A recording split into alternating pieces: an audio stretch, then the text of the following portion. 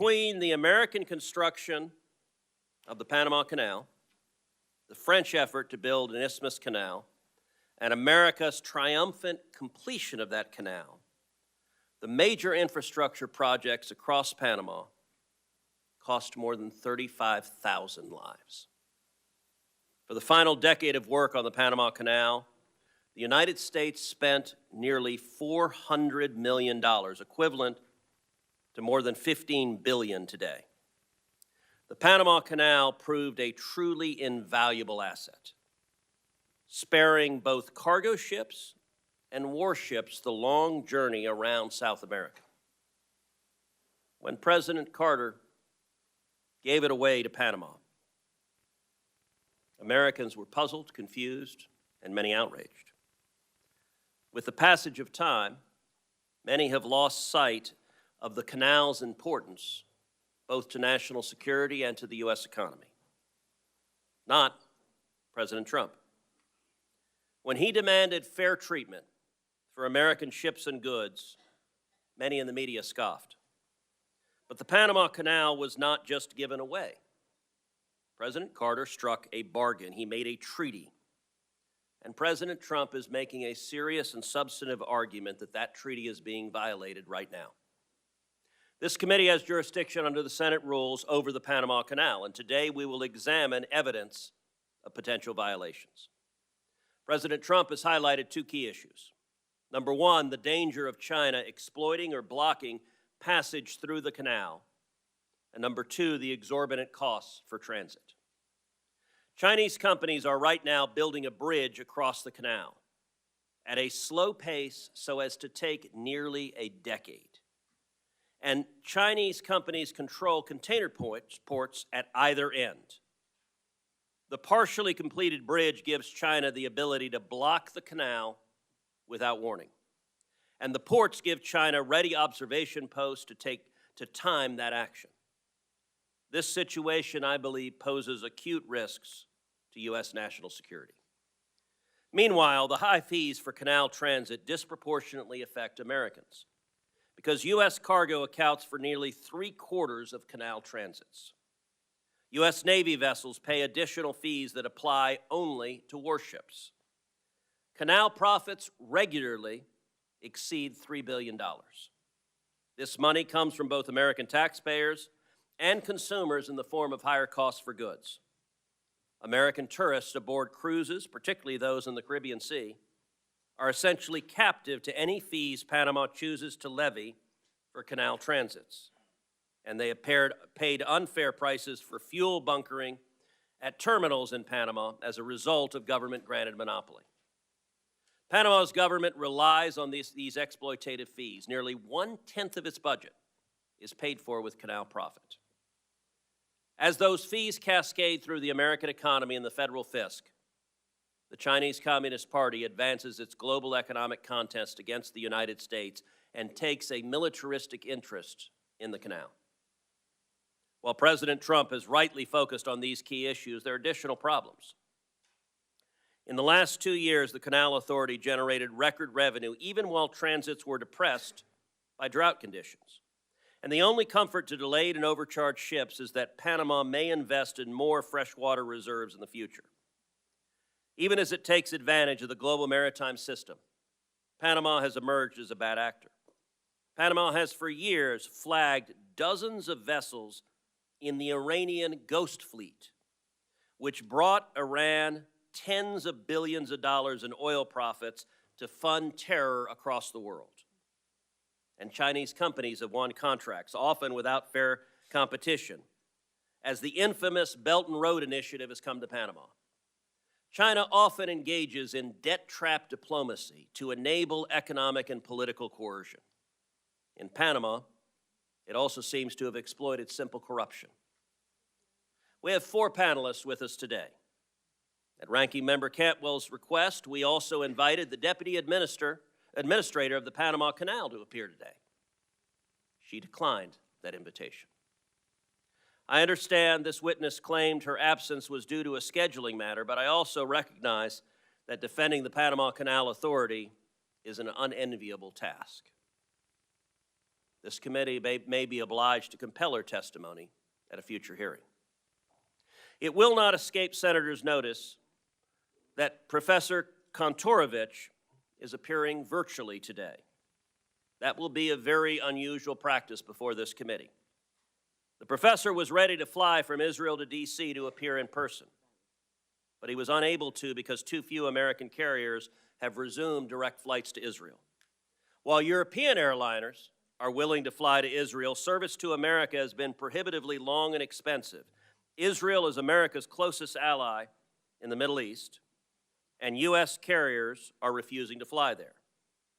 Late last week, Delta Airlines announced it would finally restart direct flights to Tel Aviv in April. And I very much hope that United Airlines and American Airlines will very quickly follow suit and resume direct flights to Israel. Turning back to the topic at hand, I'm grateful to President Trump for raising public awareness about the state of the Panama Canal and the threats to American interests. We cannot afford to let American shippers be extorted. We cannot turn a blind eye if Panama exploits an asset of vital commercial and military importance, and we cannot stay idle while China is on the march in our hemisphere. I expect and hope the testimony today to enlighten on all of those issues. I will now turn to Ranking Member Cantwell for her opening statement. Thank you, Mr. Chairman, and thank you for having this important hearing and the witnesses that are here today and virtually. Access to the Panama Canal is essential. Maintaining America's supply chains, lowering inflation costs on consumers and goods, and ensuring our national security. With about 72% of the goods transiting the canal coming to or from U.S. markets, a stable waterway is vital for states like mine, where 1 in 4 jobs are related directly or indirectly to trade. Seattle-based SSA Marine, operated in the Manzillo International Terminal in Cologne, Panama for the last 30 years, is our largest U.S. logistics presence in Panama, with 19 massive cranes, 3.5 million cargo containers, and employing over 1,000 people. In fact, Washington's maritime economy supports 170,000 jobs and $45 billion in revenue, and our U.S. maritime economy supports over 21 million jobs and almost $3 trillion in America's GDP. So anything that our committee can do to help grow our maritime economy, I'm all for. That is why it's so important that the committee not just focus on Panama, but the broader solutions to meet our U.S. maritime opportunities and challenges. This committee passed the Ocean Shipping Reform Act, led by our colleagues, Senator Klobuchar and Senator Thune, to address shipping costs and stop carriers from practices that delayed U.S. cargo or increased costs. This law also gave the FMC, our 2 commissioners that are here today, the ability to do better investigation. So I look forward to hearing about their investigation on the Panama Canal and these cost issues.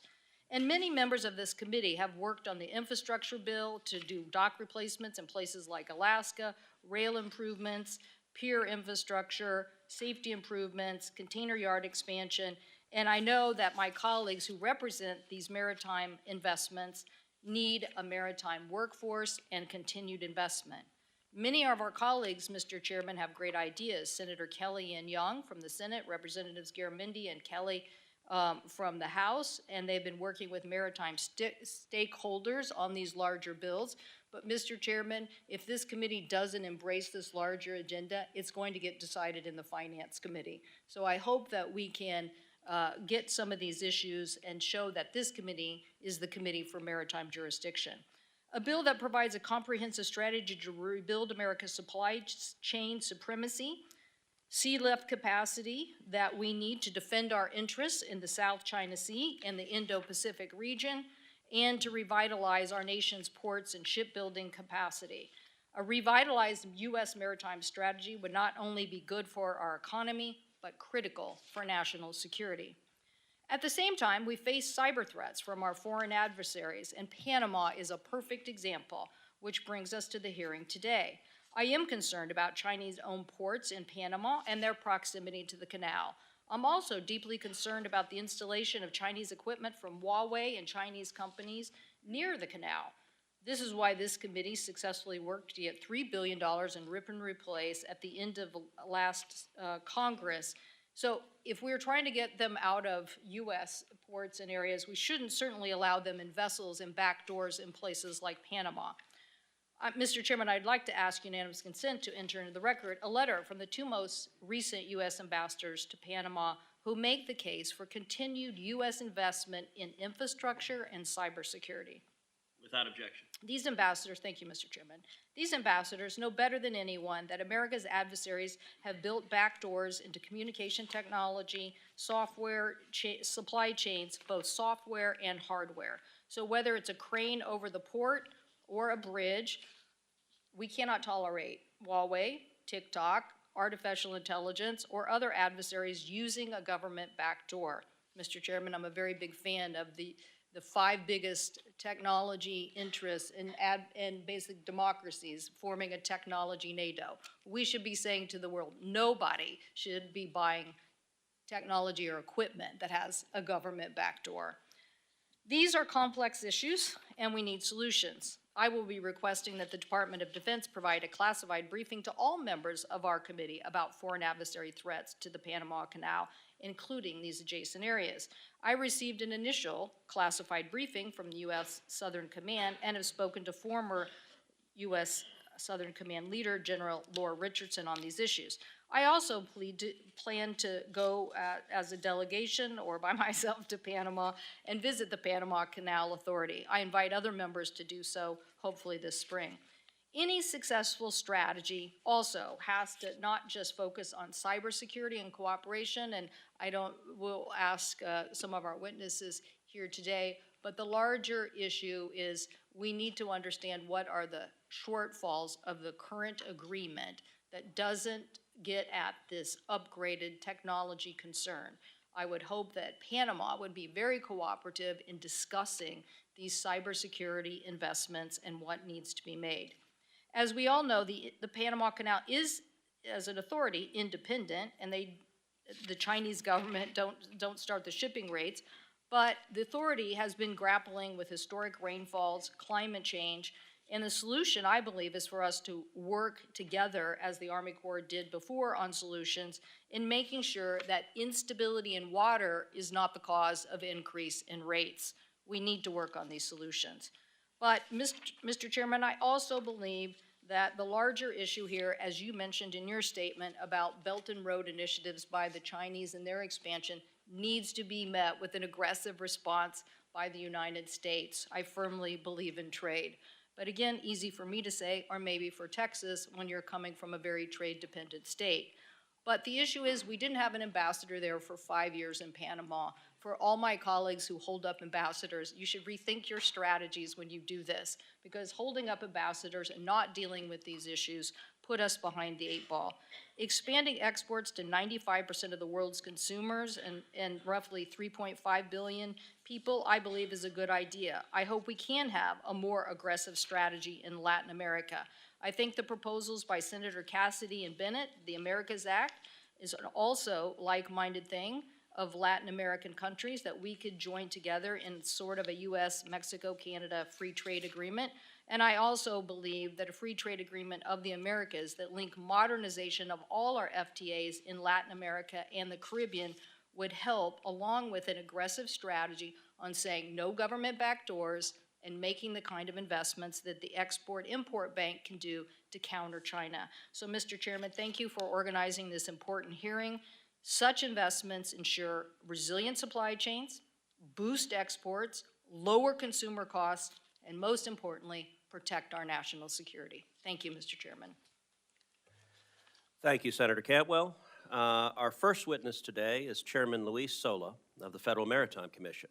He was recently in Panama on a fact-finding mission and can speak to concerning developments that I noted in my opening statement. Chairman Sola, you're recognized for 5 minutes. Thank you, Chairman Cruz, Ranking Member Cantwell, and distinguished members of the committee. Thank you for the opportunity to speak today about the critical importance of the Panama Canal to U.S. trade and global commerce. I bring a unique perspective as someone who's not only served as a maritime regulator, but also lived and worked extensively in Panama. I have transited the Panama Canal over 100 times.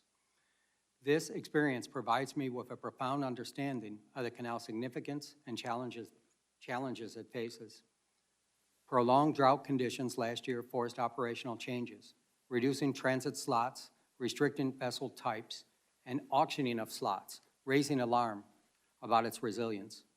The Panama Canal is managed by the Panama Canal Authority, ACP, an independent agency of the Panamanian government. The ACP is a model of public infrastructure management, and its independence has been key to ensure a safe and reliable transit of vessels critical to the U.S. and global commerce. During my recent visit to Panama, I had the opportunity to meet with leaders of the ACP to better understand their efforts to address the ongoing challenges facing the canal. I saw firsthand their commitment to maintaining the canal's efficiency and resilience. These conversations also highlighted the broader challenges posed by the Panamanian government's maritime policies, which complicate the ACP's mission and raise concerns about corruption and foreign influence. In contrast, the broader maritime sector in Panama, including the nation's ports, water rights, and the world's largest ship registry, falls under the direct purview of the Panamanian government. Unfortunately, this sector has faced persistent challenges, including corruption scandals and foreign influence, particularly from Brazil and China. These issues create friction with the ACP, especially as it works to address long-term challenges, such as securing adequate water supplies for the canal. Although the ACP operates independently under U.S. law, both the ACP and the government of Panama's maritime sector are considered one and the same. This means that any challenges in Panama's maritime sector, including corruption, lack of transparency, or foreign influence, can have a direct or indirect impact on the operations and long-term stability of the canal. This legal perspective highlights the need for vigilance in monitoring both the ACP's management and Panama government's policies affecting maritime operations. Since 2015, Chinese companies have increased their presence and influence throughout Panama. Panama became a member of the Belt and Roads Initiative and ended its diplomatic relations with Taiwan. Chinese companies have been able to pursue billions of dollars in development contracts in Panama, many of which were projects directly on or adjacent to the Panama Canal. Many were no-bid contracts, labor laws were waived, and the Panamanian people are still waiting to see how they've been benefited. It is all more concerning that many of these companies are state-owned, and in some cases even designated as linked to the People's Liberation Army. We must address the significant growing presence and influence of China throughout the Americas and in Panama specifically. American companies should play a leading role in enhancing the canal's infrastructure. By supporting U.S. firms, we reduce reliance on Chinese contractors and promote fair competition. Additionally, confirming a U.S. ambassador in Panama is critical to advancing our national and economic interests. The FMC will continue to monitor the canal's pricing practices and consider broad reviews of Panama's maritime sector. The FMC has the authority to impose significant remedies, including fines and restrictions on Panamanian-flagged vessels entering U.S. ports.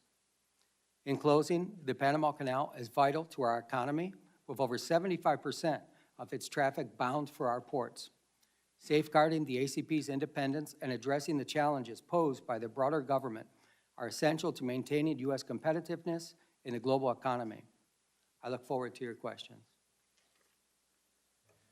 Thank you, Chairman. Our next witness is Commissioner Daniel Maffei of the Federal Maritime Commission. He was also in Panama with Chairman Sola. Mr. Maffei, I look forward to your opening statement. Thank you very much, Chairman Cruz and Ranking Member Cantwell and members of the committee. I do want to say that in addition to Chairman Sola and myself, Commissioner Max Vekich is also here from the Federal Maritime Commission, which I just think underscores the importance of this issue to us. More than 110 years after its opening, the Panama Canal does remain absolutely vital to maintaining resilient supply chains for both American importers and exporters. Because the canal is essentially a waterway bridge over mountainous terrain above sea level, it does depend on large supplies of fresh water to maintain the full operations. Panama has among the world's largest annual rainfalls. Nonetheless, insufficient freshwater levels have occurred before in the canal's history, such as in the 1930s when the Madden Dam and Lake Alajuela were built to address water shortages. Since that time, the canal has undertaken several projects to accommodate larger, more modern ships. In the last couple of years, a trend of worsening droughts in the region once again has forced limits to the operations of the canal. Starting in June of 2023, the Panama Canal Authority employed draft restrictions and reduced the number of ships allowed to transit the canal per day. Now, the Panama Canal limitations, in combination with the de facto closure of the Suez Canal to container traffic, has had serious consequences for ocean commerce, increasing rates, fees, and transit times. In the first half of 2024, U.S. importers and exporters expressed Panama Canal-related concerns to the FMC, including doubts about the future reliability of the canal and questions about how the Panama Canal Authority was determining which ships could transit the canal and how long they would have to wait. The FMC has statutory authority under the laws concerning foreign shipping practices to investigate and potentially take appropriate counteraction if it finds that a foreign country, through its laws or regulations, has contributed to, quote, conditions unfavorable to shipping in the foreign trade, unquote. Given this statutory mandate and consistent with FMC's mission, I and then Commissioner Luisola started to look deeper into the causes of the issues facing the canal. The first step was to meet with Panamanian officials and other stakeholders, as the chairman has pointed out, about the conditions adversely affecting the canal's operations, about what was being done to address these concerns, and about whether any aspect of the canal's operations might result in conditions unfavorable to U.S. shipping that should be addressed under the Commission's authority. So we traveled to Panama, actually it was in July of 2024, and we met with then recently elected President Jose Molino and officials in his administration. We also met with the Panama Canal Authority, as well as private sector stakeholders. We had very candid discussions on key issues such as Panama's plans to ameliorate the water level challenges, the bidding processes used to allocate transits during times of restrictions, and our concern the Canal Authority was bringing in far more revenue during the crisis than it had before limits were forced by water shortages.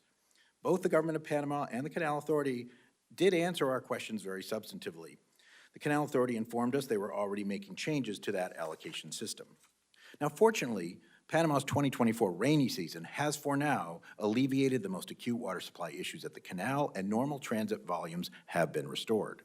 That said, while the Panamanian government and Canal Authority have, with the advice of the U.S. Army Corps of Engineers, developed credible plans to mitigate future water shortages, they also warned that it is likely that at least one more period of reduced transits will occur before these plans can be fully implemented. Now, since our meetings, the FMC has continued to monitor Panama's progress in this front and examined other policy changes announced by the Canal Authority. I do have continuing concerns, particularly about the auction-like slot allocation procedures, not so much as they are applied right now because transits are not being rationed, but when another low rainfall period occurs. As we learn more about Panama and the Canal Authority, how they would handle another drought and receive more input from American importers and exporters, the Commission does remain positioned to take appropriate action if warranted. How the Panama Canal's operations affect American commerce was a high priority for the FMC under my chairmanship. It remains a high priority at the Federal Maritime Commission under Commissioner Sola's chairmanship, and I am extremely pleased that it is a priority for this committee as well. Thank you. Thank you, Commissioner. Our next witness is law professor Eugene Kontorovich, who can explain Panama's treaty obligations and the remedies the U.S. might seek for potential violations. Professor Kontorovich is appearing virtually, and Professor, you're recognized for your opening statement. Chairman Cruz, Ranking Member Cantwell, honorable members of the committee, I appreciate and regret the opportunity to testify before you remotely. I've been asked to discuss possible violations of the treaty concerning the permanent neutrality and operation of the Panama Canal entered into between the two countries in 1977. I should say at the outset that determining whether a certain situation violates the treaty is a mixed question of law and fact, depending on both the meaning in the treaty and the actual situation on the ground. I have not had any classified intelligence briefings on this subject, so I'm going to speak about the meaning of the treaty primarily. We shall see that under international law, each party to the treaty is entitled to determine for itself whether a violation has occurred. Now, in exchange for the United States ceding control of the canal, which it built and maintained, Panama agreed to a special regime of neutrality. The essential features of this regime of neutrality is that the canal must be open to all nations for transit, that's Article 2, equitable tolls and fees, Article 3, an exclusive Panamanian operation, Article 5, the prohibition of any foreign military presence, Article 5.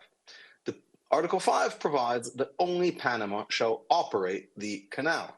Testifying about the meaning of the treaty at the Senate ratification hearings, the Carter administration emphasized that this prohibits foreign operation of the canal as well as the garrisoning of foreign troops. Now, Article 5 appears to be primarily concerned about control by foreign sovereigns. If Panama signed a treaty with the People's Republic of China, whereby the latter would operate the canal on Panama's behalf, this would be a clear violation. But what if Panama contracted for port operations with a Chinese state firm, or even a private firm influenced or controlled in part by the Chinese government? The Suez Canal Company was itself, before being nationalized, a private firm in which the United Kingdom was only a controlling shareholder. Yet this was understood to represent British control over the canal. In other words, a company need not be owned by the government to be in part controlled by the government. So the real question is the degree of de jure or de facto control over a foreign sovereign company, and scenarios range from government companies in an authoritarian regime, completely controlled, to purely private firms in an open society like the United States, but there's many possible situations in the middle.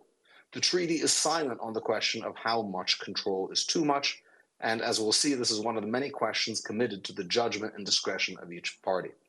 Now, turning to foreign security forces, the presence of third country troops would manifestly violate Article 5, but this does not mean that anything short of a People's Liberation Army base flying a red flag is permissible. The presence of foreign security forces could violate the regime of neutrality, even if they're not represented in organized and open military formations. Modern warfare has seen belligerent powers seek to evade international legal limitations by disguising their actions in civilian garb. From Russia's notorious little green men to Hamas terrorists hiding in hospitals or disguised as journalists, bad actors seek to exploit the fact that international treaties focus on sovereign actors. Many of China's man-made islands in the South China Sea began as civilian projects before being suddenly militarized. Indeed, this issue was discussed in the Senate ratification hearings over the treaty. Dean Rusk said informal forces would be prohibited under the treaty. Thus, the ostensible civilian character of the Chinese presence around the canal does not in itself mean that it could not represent a violation of the treaty if, for example, these companies and their employees involved Chinese covert agents or other agents of the Chinese security forces. So this leads us to the final question: who determines whether neutrality is being threatened or compromised? Unlike many other treaties that provide for third-party dispute resolution, the Neutrality Treaty has no such provision. Instead, the treaty makes clear that each party determines for itself the existence of a violation. Article 4 provides that each party is separately authorized to maintain the regime of neutrality, making it a separate obligation of each party. The Senate's understanding accompanying to ratification also make clear that Article 5 allows each party to take, quote, unilateral action.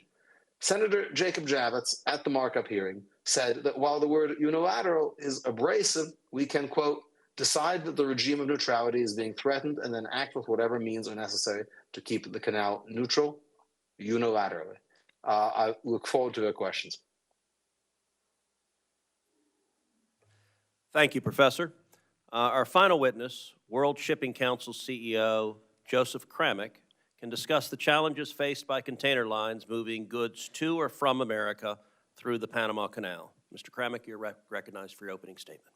Thank you, Chairman Cruz, Ranking Member Cantwell, and members of the committee. My name is Joe Kramick. I'm President and CEO of the World Shipping Council. The World Shipping Council is the global voice of liner shipping. Our membership consists of 90% of the world's liner shipping tonnage, which are container vessels and vehicle carriers. They operate on fixed schedules to provide our customers with regular service to ship their goods in ports throughout the world. Our focus is on sustainable, safe, and secure international ocean transportation. Nothing could be more important to the U.S. economy and WSC member lines who carry the trade that supports the U.S. economy than a sustainable, safe, and secure Panama Canal. As you have heard, using the Panama Canal to transit between the Atlantic and Pacific saves significant time and money. A typical voyage from Asia to the U.S. or East Coast can be made in under 30 days using the canal, while the same journey can take up to 40 days if carriers must take alternate routes. From a commercial trade perspective, the big picture is this.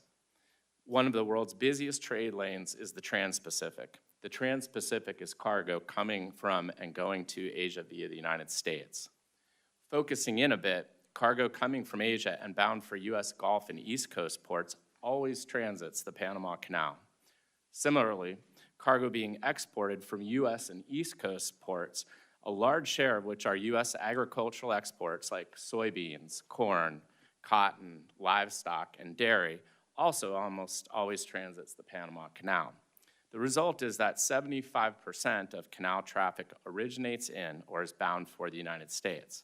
Some examples include the Port of Houston exports $14 billion in containerized trade to Asia. The Port of New Orleans exported $27 billion in seaborne trade to Asia, not all of which was on container vessels. The Port of New York and New Jersey exported $16.5 billion to Asia, and the Port of Savannah exported $13 billion to Asia. Our member lines are the largest users of the Panama Canal, and we carry the bulk of this trade. Global ocean trade is always facing challenges, as you've heard, and the Panama Canal is no exception.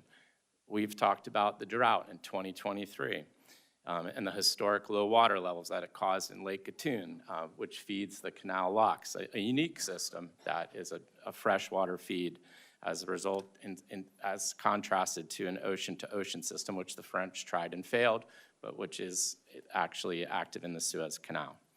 These low water levels reduce transits from 36 transits a day to as low as 22 per day. Additionally, the low water levels required a reduction in maximum allowable draft levels, or the depth of the ship below the water line, which for our members reduced the amount of containers they could carry through the canal. This resulted in a 10% reduction in import volumes for U.S. Gulf and East Coast ports, with the Port of Houston experiencing a 26.7% reduction. Looking forward, the volume of containerized trade coming into the United States remains at near record levels and continues to expand. 2024 numbers are just out, and the inbound trade to the U.S. expanded 15%, which is second only to the 17.5% inbound traffic we experienced during the pandemic-driven demand.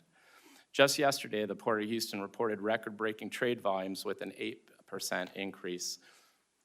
More broadly, WSC member lines have transported $1 trillion in goods to and from U.S. ports, which represents 64% of all seaborne trade, contributed $2 trillion in economic output to the United States, supported 6.4 million U.S. jobs, and over $442 billion in wages and salaries.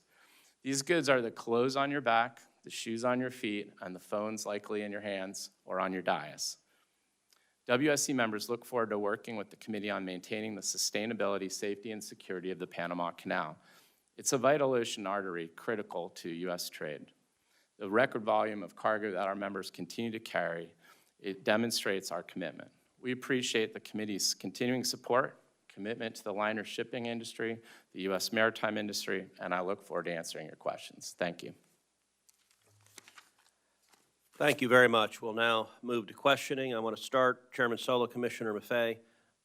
Are you aware of allegations from some vessel operators of disparate treatment, such as sweetheart deals or favorable rebates by Panama for canal transits? Thank you for the question, Mr. Chairman. We have become aware through some complaints by cruise lines that said that they were not getting a refund of their canal tolls.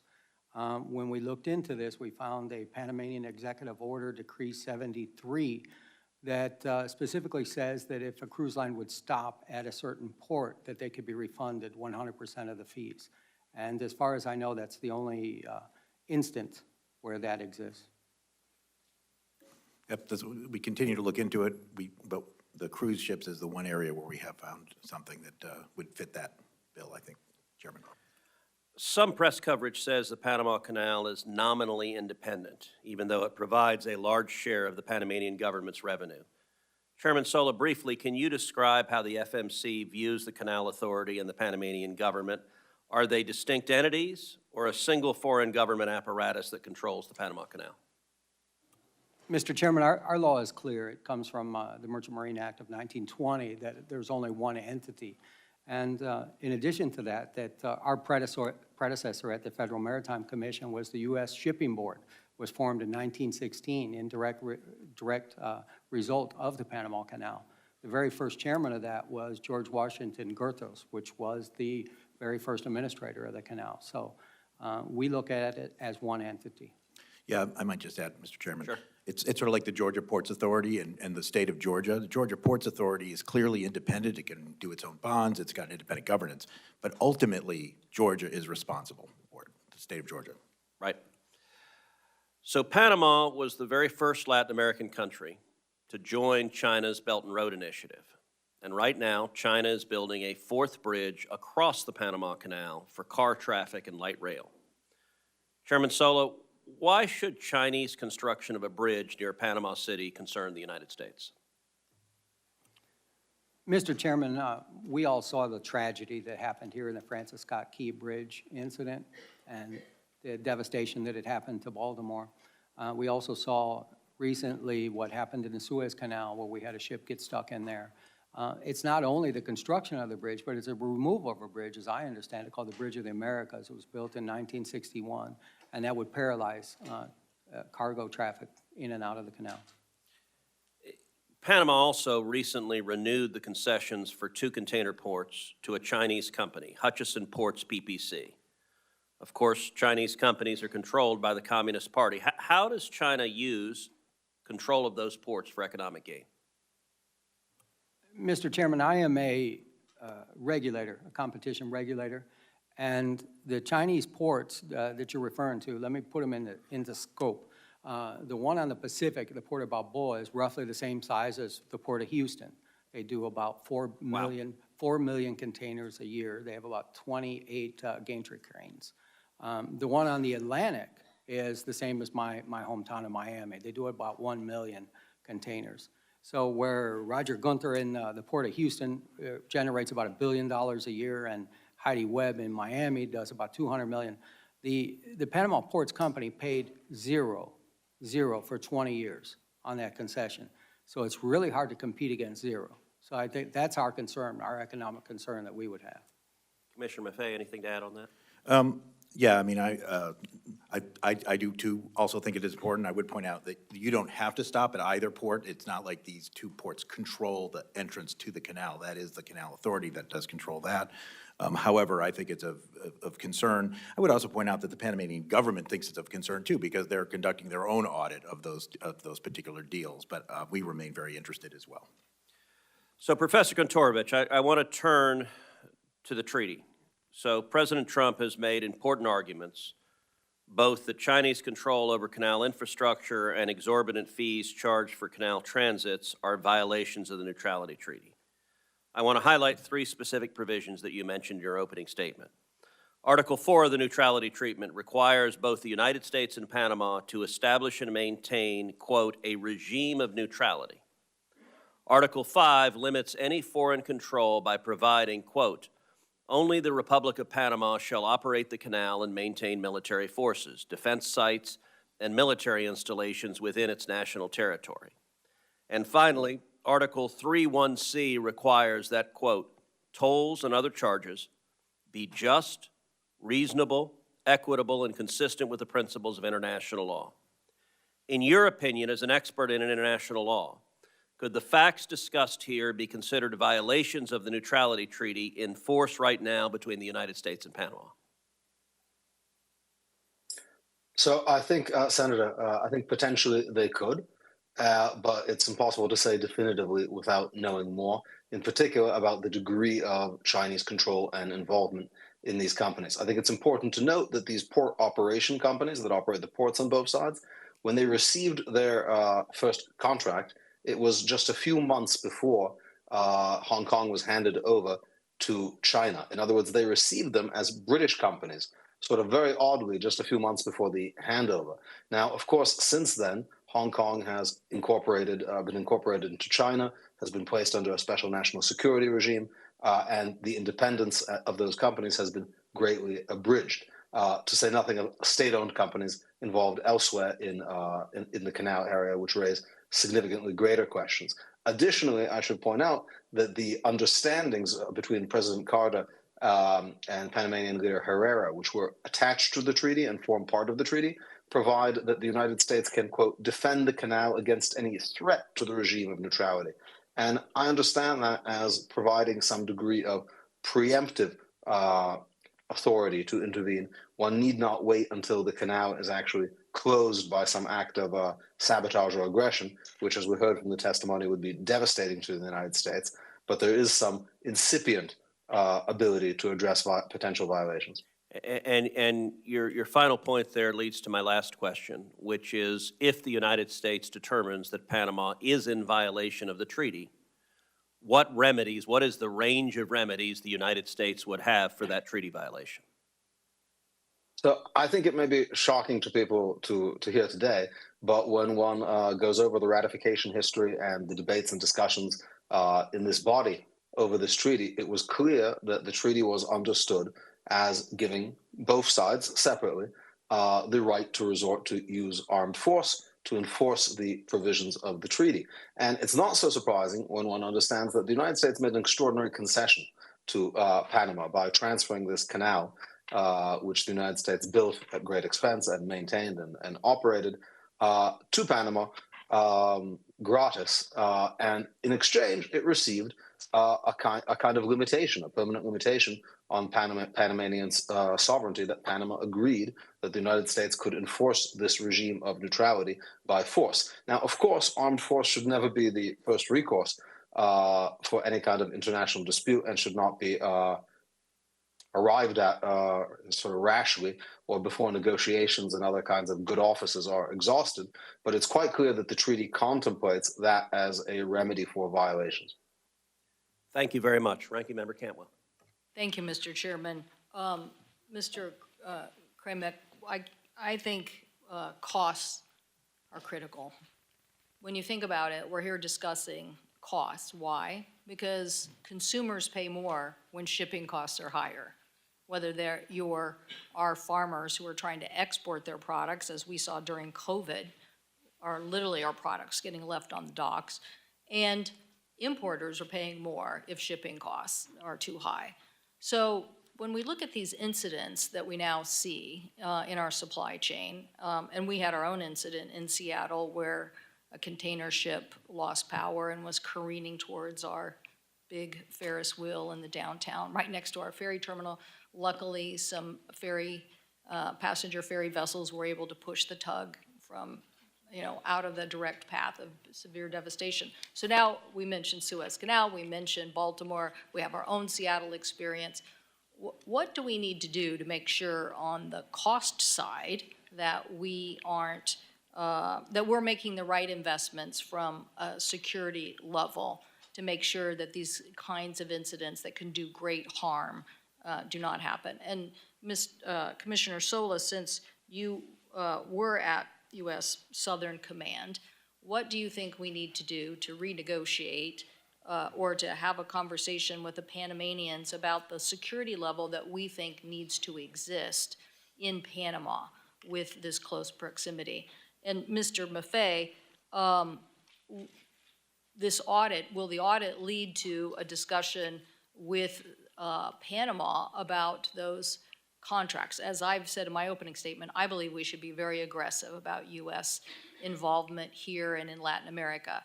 I think Panama represents one of the biggest U.S. supporters in that region, but we should engage to get this right, both on the cost side and on the security side. So if I could just hear your comments on each of those. Thank you, Senator Cantwell. Well, certainly even one incident is unacceptable from a safety perspective that you're citing. Our members work tremendously hard with the International Maritime Organization, the U.S. Coast Guard, and other entities to try to have the safest operations possible.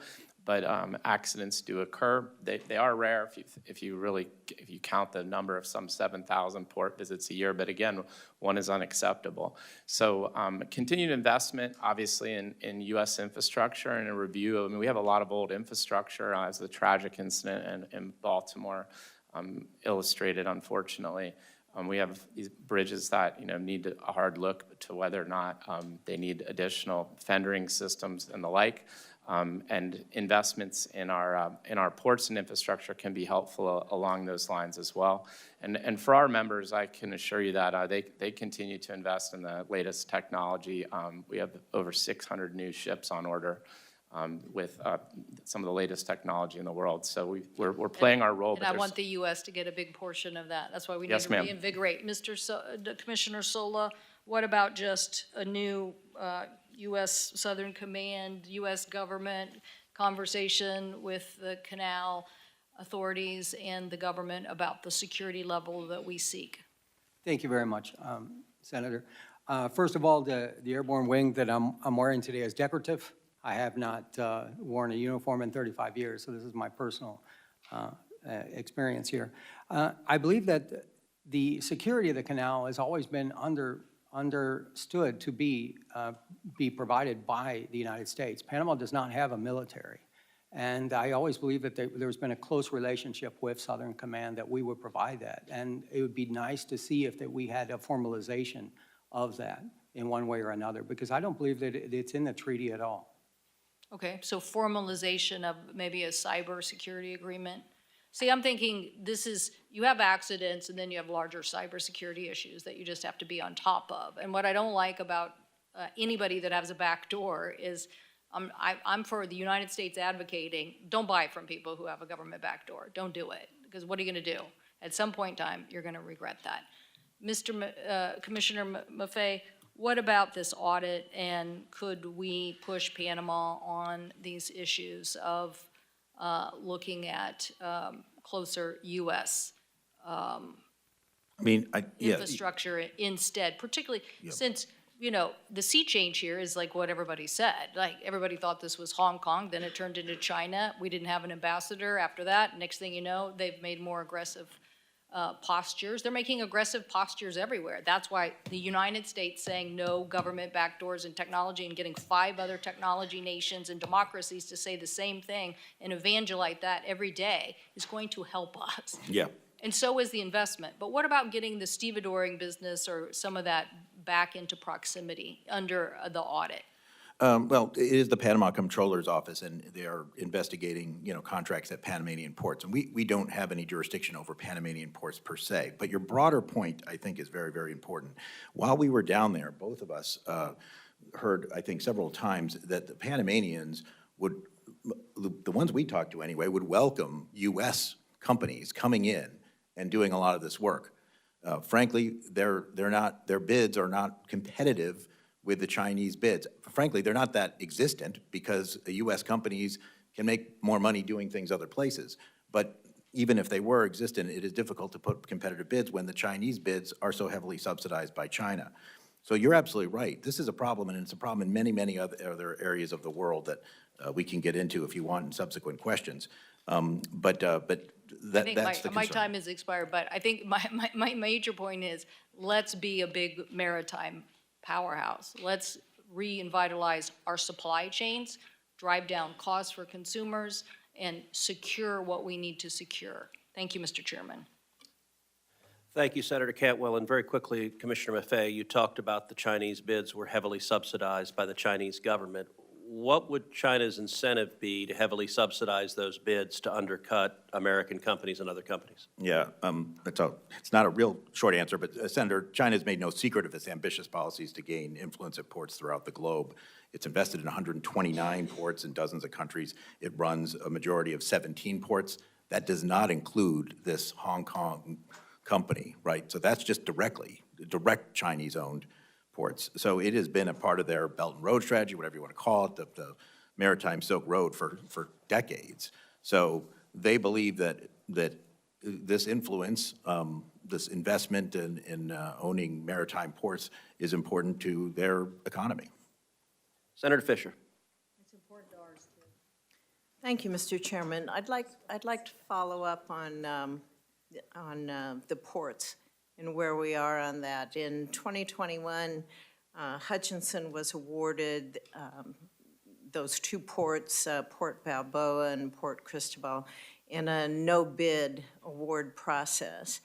Can you tell me, does the United States have any authority or recourse with the Panama Canal Authority under our current agreement with Panama to rebid those terminal concession contracts? And perhaps, Mr. Kontorovich, that's more in your purview? Senator, Yeah, so, Senator Please. Fisher, both of those ports were redone for 25 years until 2047, if I believe, and they have to pay $7 million is what the ongoing rate is for the Port of Houston and the Port of Miami size concessions. As And far, it can't be rebid until after that date? well, I believe that that's what the Comptroller's Office is auditing, both of those ports and that contract.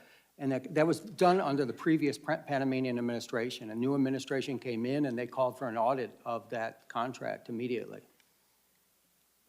Mr. McVeigh, but you Yeah, I were just said talking about how to incentivize, perhaps incentivize companies from the United States to be able to participate in a bid process that doesn't seem to be reasonable.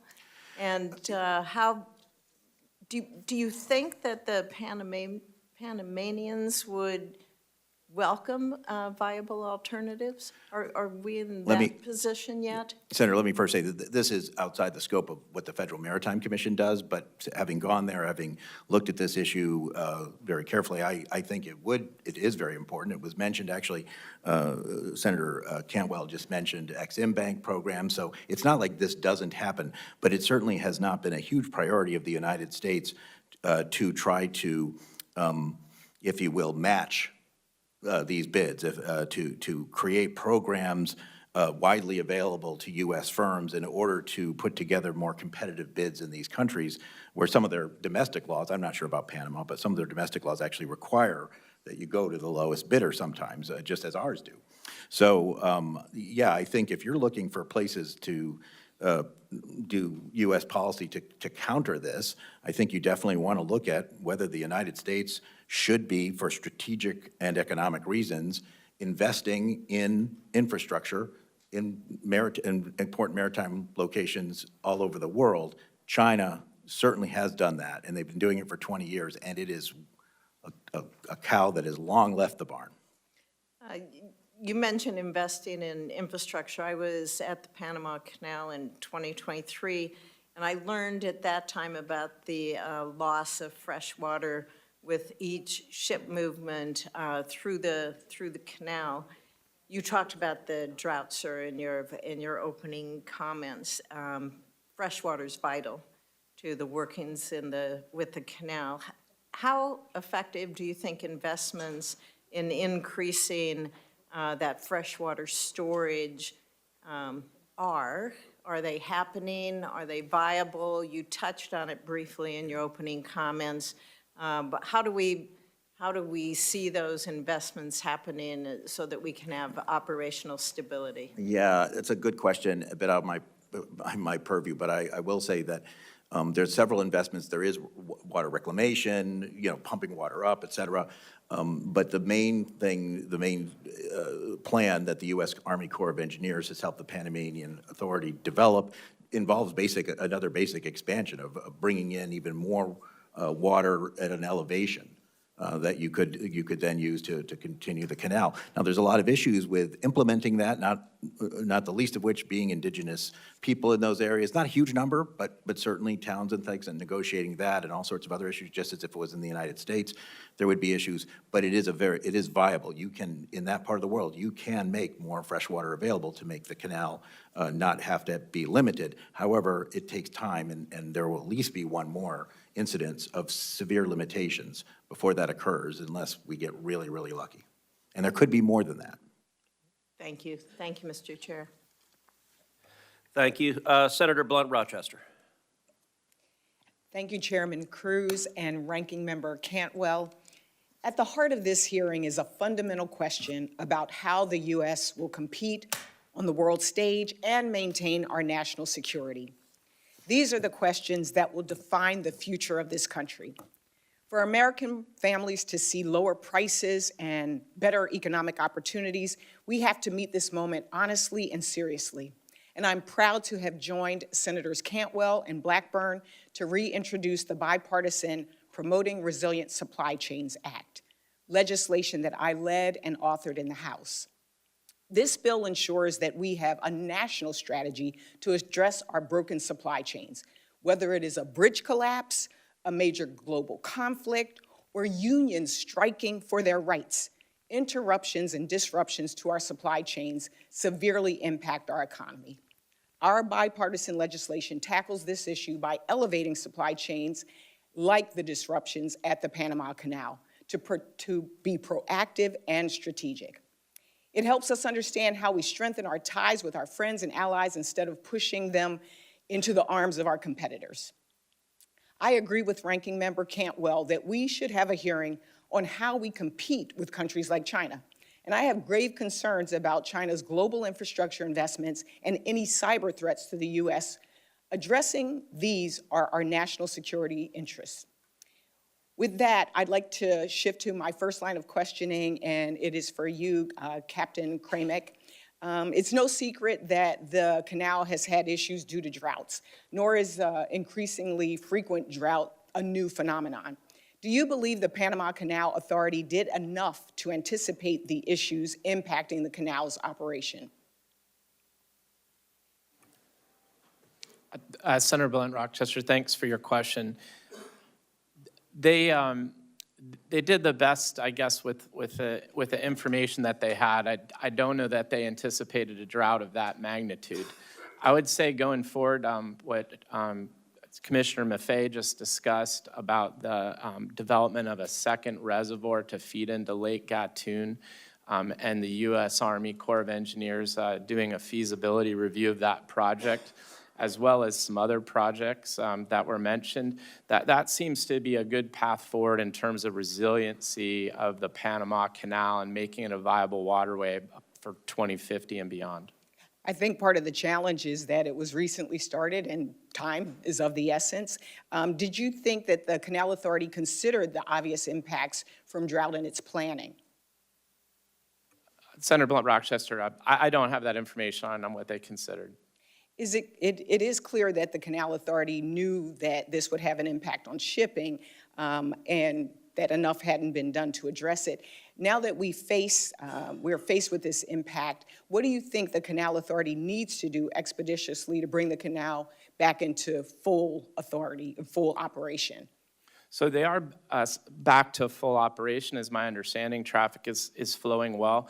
But looking forward, I think it is taking a hard look at some of these infrastructure projects to make the canal more viable, like I mentioned.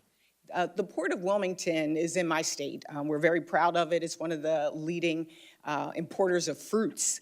The delays through the canal have an outsized impact on perishable goods like those that my port handles. Do you believe the Canal Authority can and should prioritize perishable goods or provide some other solution to support perishable goods?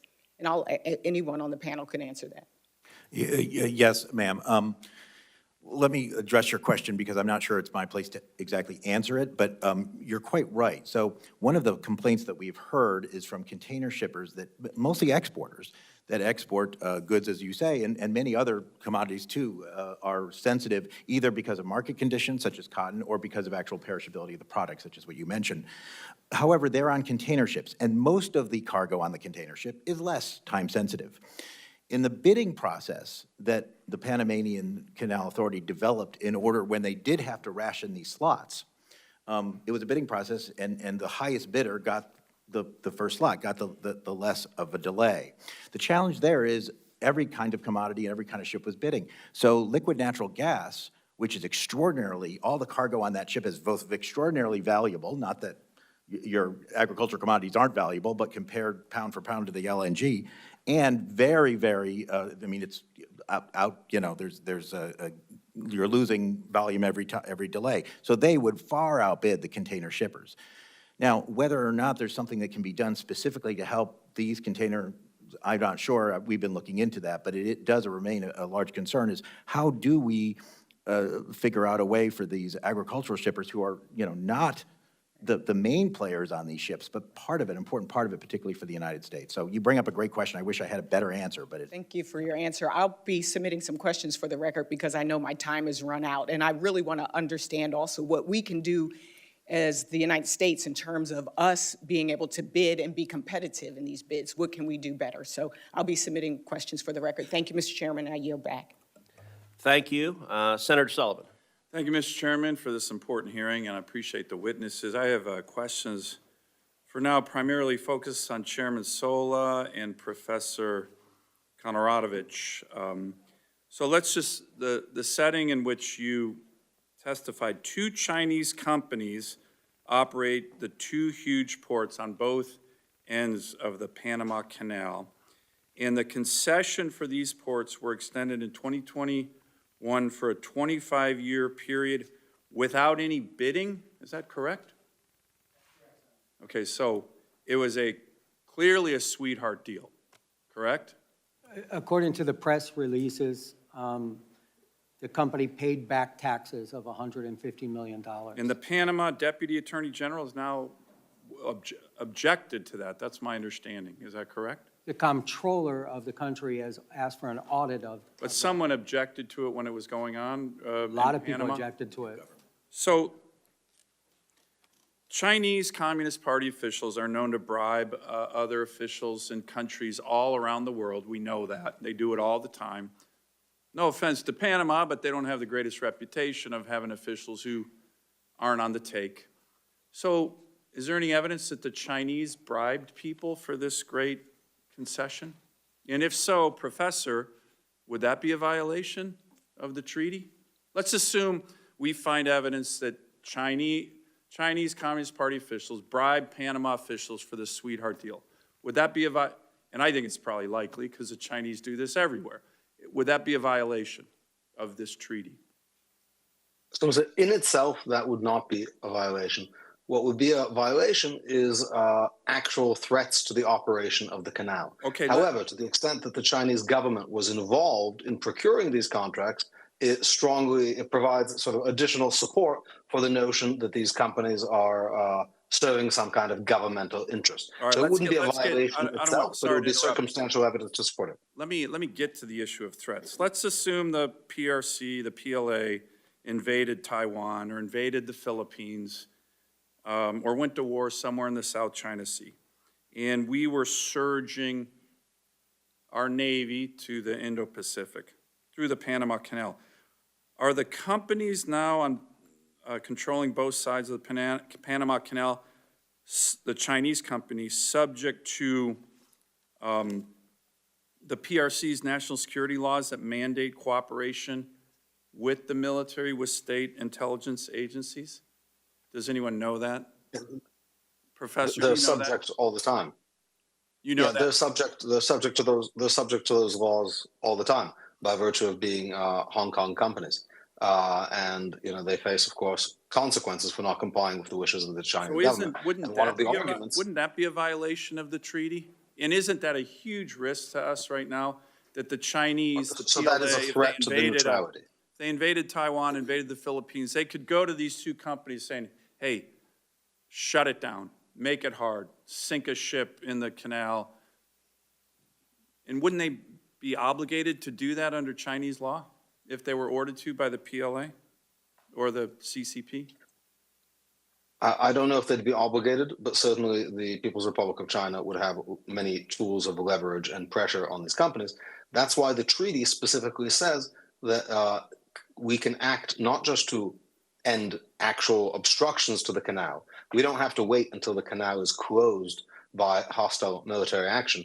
That would be a suicide pact. That would be catastrophic for us. But rather that we can respond at the inchoate, incipient level to threats. And then this is up to the president to determine whether this is significantly robust to constitute. So, an Professor, imminent threat. aren't we kind of walking up to the idea of a suicide pact because we got 2 big Chinese companies on both ends of the Panama Canal who, if there's a war in Indo-PACOM, Taiwan that involves us and China, these companies would be obligated to do the bidding of the Chinese Communist Party and PLA? I mean, aren't we kind of walking up to a very significant national security threat already?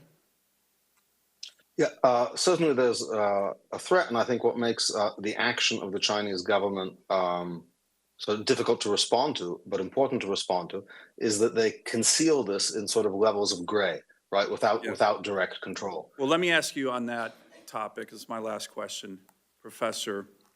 Let's assume that we find out, and again, it wouldn't be surprising, I think you can almost assume it, that these two companies have Chinese spies or military officials within the ranks of the employees of the companies. Let's assume we found that out. Somehow that becomes public. But I don't think it's a big assumption. It's probably true right now. So you have spies and military personnel within the ranks of these two companies that are controlling both ends of the Panama Canal. For you, Professor and Chairman Sola, wouldn't that be a blatant violation of Article 5 of the Neutrality Treaty, if that were true, which probably is true? Yes. What's your answer, I do Professor? think that it would be I do think it would be a clear violation. As Dean Rusk, former Secretary of State Dean Rusk said at the ratification hearings, informal forces can violate Article 5 as well as formal forces. And Chairman Sola, do you agree with that? And And is there any evidence of Chinese spies or other nefarious Chinese actors embedded in these companies? Senator, we have no information of that. Okay. And that's not under the purview of the federal. But you agree that would be a violation of Article 5 of the Neutrality Treaty? I do. Thank you. Thank you, Mr. Chairman. Thank you. Senator Baldwin. Thank you. Commissioner Maffei, good to see you. Thank you for being here today. I am very concerned about China's large and growing influence in the world's infrastructure network. A company from Hong Kong operates 2 ports in the Panama Canal, one on each end, and while the company is not Chinese state-owned, it is subject to China's national intelligence law, as we've been discussing. Moreover, a Chinese state-owned entity is currently building a bridge over the Panama Canal. But the Panama Canal is just one example of how far China's influence stretches. Their dominance in maritime, logistics, and shipbuilding sectors lessens competition, creates supply chain risks, and creates opportunities for surveillance and information gathering. In order to facilitate the movement of goods throughout the world, it's essential to have a secure and level playing field, which we currently don't. Chinese current practices do not allow for that. The United States Trade Representative recently investigated China's practices in the commercial shipbuilding sector under Section 301, and recently concluded that their dominance is a burden to United States commerce. A few decades back, we were the dominant country in commercial shipbuilding. In 2023, we built 5 commercial ships, and China built over 1,700, according to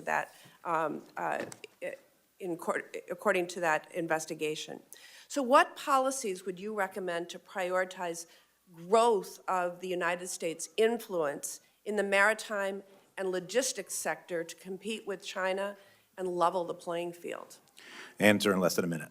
Yep. Senator Baldwin, it's very good to see you again, and we were colleagues for 1 term in the House, and I appreciate that. I think the best I can answer in a short term is to amen to everything you said. And as an illustration, Senator Sullivan was talking about Hutchison Ports. That's actually the same company that runs terminals on both ends of the canal. I am concerned about that. However, if we want to be concerned about that, all of us should lose a lot more sleep than we're losing. Because if there's spies there, then there might be spies at other Hutchison ports. And there are other Hutchison ports in almost every part of the world. They own the largest container port in the United Kingdom, Felixstowe, which is responsible for nearly half of Britain's container trade. They control major maritime terminals in Argentina, Australia, the Bahamas, Germany, Indonesia, Mexico, Myanmar, the Netherlands, South Korea, and Tanzania. If owning and managing adjacent ports means that China somehow has operational control or strategic control over the Panama Canal, they also have it over the Suez, the Singapore Straits, the Mediterranean Sea, and the English Channel. That's just one aspect of what you were talking about. That doesn't include the shipbuilding, heavily subsidized, such that now I believe over half of new ships that are in the companies that belong to the World Shipping Council are coming from China, not because these are bad companies, but because they're undercutting other things. It's a problem that has been going on for 20 years, which makes it very difficult to answer your question. It is a long answer. This is not a problem that occurred last week. This is not something that President Trump identified. This was going on all of President Biden's term, but all of President Trump's first term. It has been going on for decades and decades through both U.S. Republicans and Democrats as president. The only thing I can say is I echo what Ranking Member Cantwell said, and I think others of both parties have echoed it, that we need some sort of overall maritime strategy. We have to acknowledge that this is part of our national security, that economic resilience is extraordinarily important, and I believe this is the greatest country in the world. I think if we start countering some of these efforts, we can do it, but it has to become a national priority. And part of the challenge is we're talking about outside the borders of our U.S. Investing outside the borders of our U.S. does not make a very good campaign ad, but it may be necessary to secure, particularly with such an aggressive and, frankly, on this, open strategy that China has had. Thank you for that answer. I know my time is now short. I will allow Professor Kantorovich to answer this for the record. But Professor, I'd like to ask for your help in finding productive actions we can take to overcome some of the challenges that are being discussed today. I'm confident that we can find bipartisan solutions to pursue. It is my view that we should strengthen our relationship with Panama through mutually beneficial actions. For one, we should have a fully staffed embassy. The United States went without an ambassador to Panama from 2018 to 2022, largely due to partisan gridlock in the Senate confirmation process. So what additional strategies would you suggest the U.S. pursue to encourage Panama to enhance its security relationship with us, the United States of America, rather than China? And how can we leverage the strength of the American private sector to encourage more investment in the important infrastructure projects where China currently has a strong presence, in fact, dominance? Thank you. So my understanding of the Chinese advantage is that to the extent that they're willing to use their government wealth to consistently underbid contracts, they have an advantage that can't be beat. And thus leaving these kind of issues to contracting is going to put American companies perpetually at a disadvantage. I think one potential action would be to make clear to Panama that based on these changes that have occurred over the years, increasing Chinese control over Hong Kong, the passage of the National Security Law, the Belt and Road Initiative, the military-civilian integration doctrine of China, that contracts with Chinese-based companies are considered suspect and incompatible with the neutrality regime of the treaty. That would at least give American companies and other truly private companies a fighting chance.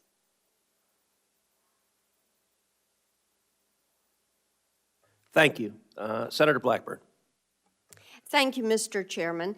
Yes or no, quickly for the three of you, just for the record, is the China investment into the Panama Canal a direct threat to U.S. national security? Yes or no? Mr. Solis, start with you down the panel. Thank you. I don't have that information as an industry trade association senator. Okay. All right.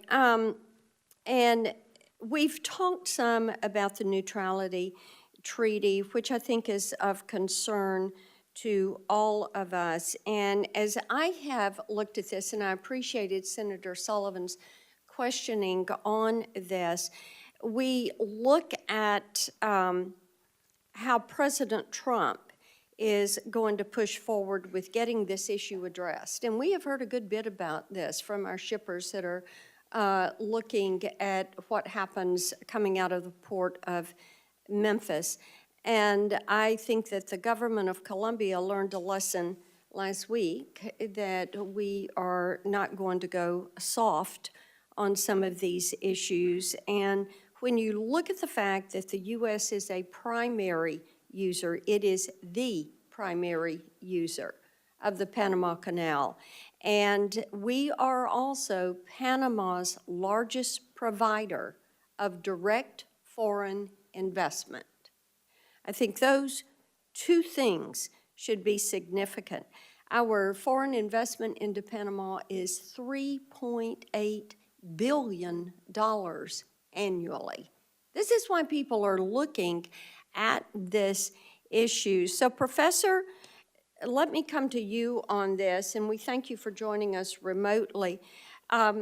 Shouldn't our investment in Panama be contingent on their adherence to that neutrality committee, ensuring that Panama and Panama alone would control that canal?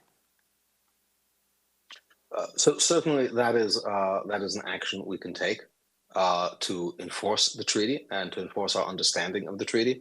That's an action we can take even without the treaty. Right. So to the extent that the United States considers the Chinese operation of facilities around the canal to be against its interests, it can certainly condition aid and economic relationships on the exclusion of China. Now, the United States has typically not worked that way. And that may be one of the reasons why, as we heard in the testimony, China has basically made inroads everywhere. But for that, we don't even need the treaty. Certainly, if we consider the treaty to be violated, measures like that, far short of the armed force authorized by the treaty, would be and reasonable. Professor, let me places to interrupt start. you there because I do want to move on. I think that as you look at how China has used the Belt and Road Initiative, and we've talked some about that this morning, we know that they have pushed the digital yuan. And I am concerned that given their control over much of that infrastructure around the canal, that they would attempt to force U.S. shippers or our allies to bypass the dollar and use the digital yuan as they are in other countries where they're practicing debt diplomacy and where they're expanding the Belt and Road Initiative. So Chairman Sola, could you speak for a moment about the potential for fee manipulation with the CCP? Because, as I mentioned, we are hearing a good bit about that. We are hearing that the toll structure disadvantages U.S. companies, that the Canal Authority has begun charging millions of dollars to skip the queue, and these fees put many bulk shippers in an adverse position, and these bulk shippers have a huge impact on ports along the lower Mississippi River. And, you know, these exorbitant fees are there unless you're going to face delays at the canal. And then the impact of hearing these Chinese companies would preference the yuan as opposed to the dollar. Thank you, Senator. The fees that I think we are looking at, or we have been looked at, and the reason that we went there was because of the auctioning of the slots. And so what Panama did is they had a smaller percentage, maybe 20% allocation, and then they moved it up to 30% and 40% because it became a moneymaker for them. So as they reduced— Okay, and let me interject here. The auctioning of the slots gives these the right to skip the queue. Yes, ma'am. Okay, so just for the record there, continue. So the auctioning of the slot, under maritime law, it's first come, first served, but Panama's always put a certain percentage aside. And they started to put more and more. So we got a lot of complaints. We got a lot of complaints from LNG carriers that paid $4 million to go through, and we got a lot of complaints from agriculture that didn't have the money to pay to go through because their goods were gonna go down. So if you look at the financial statements, I'm a nerd, I look at financial statements of everybody. But the canal increased the amount of revenue that they had from about $500 million to $1.8 billion in the last 3 years, just because of those fees. So this is what is very concern to us and for the American shippers. And have you seen a tendency to preference the digital yuan over the dollar?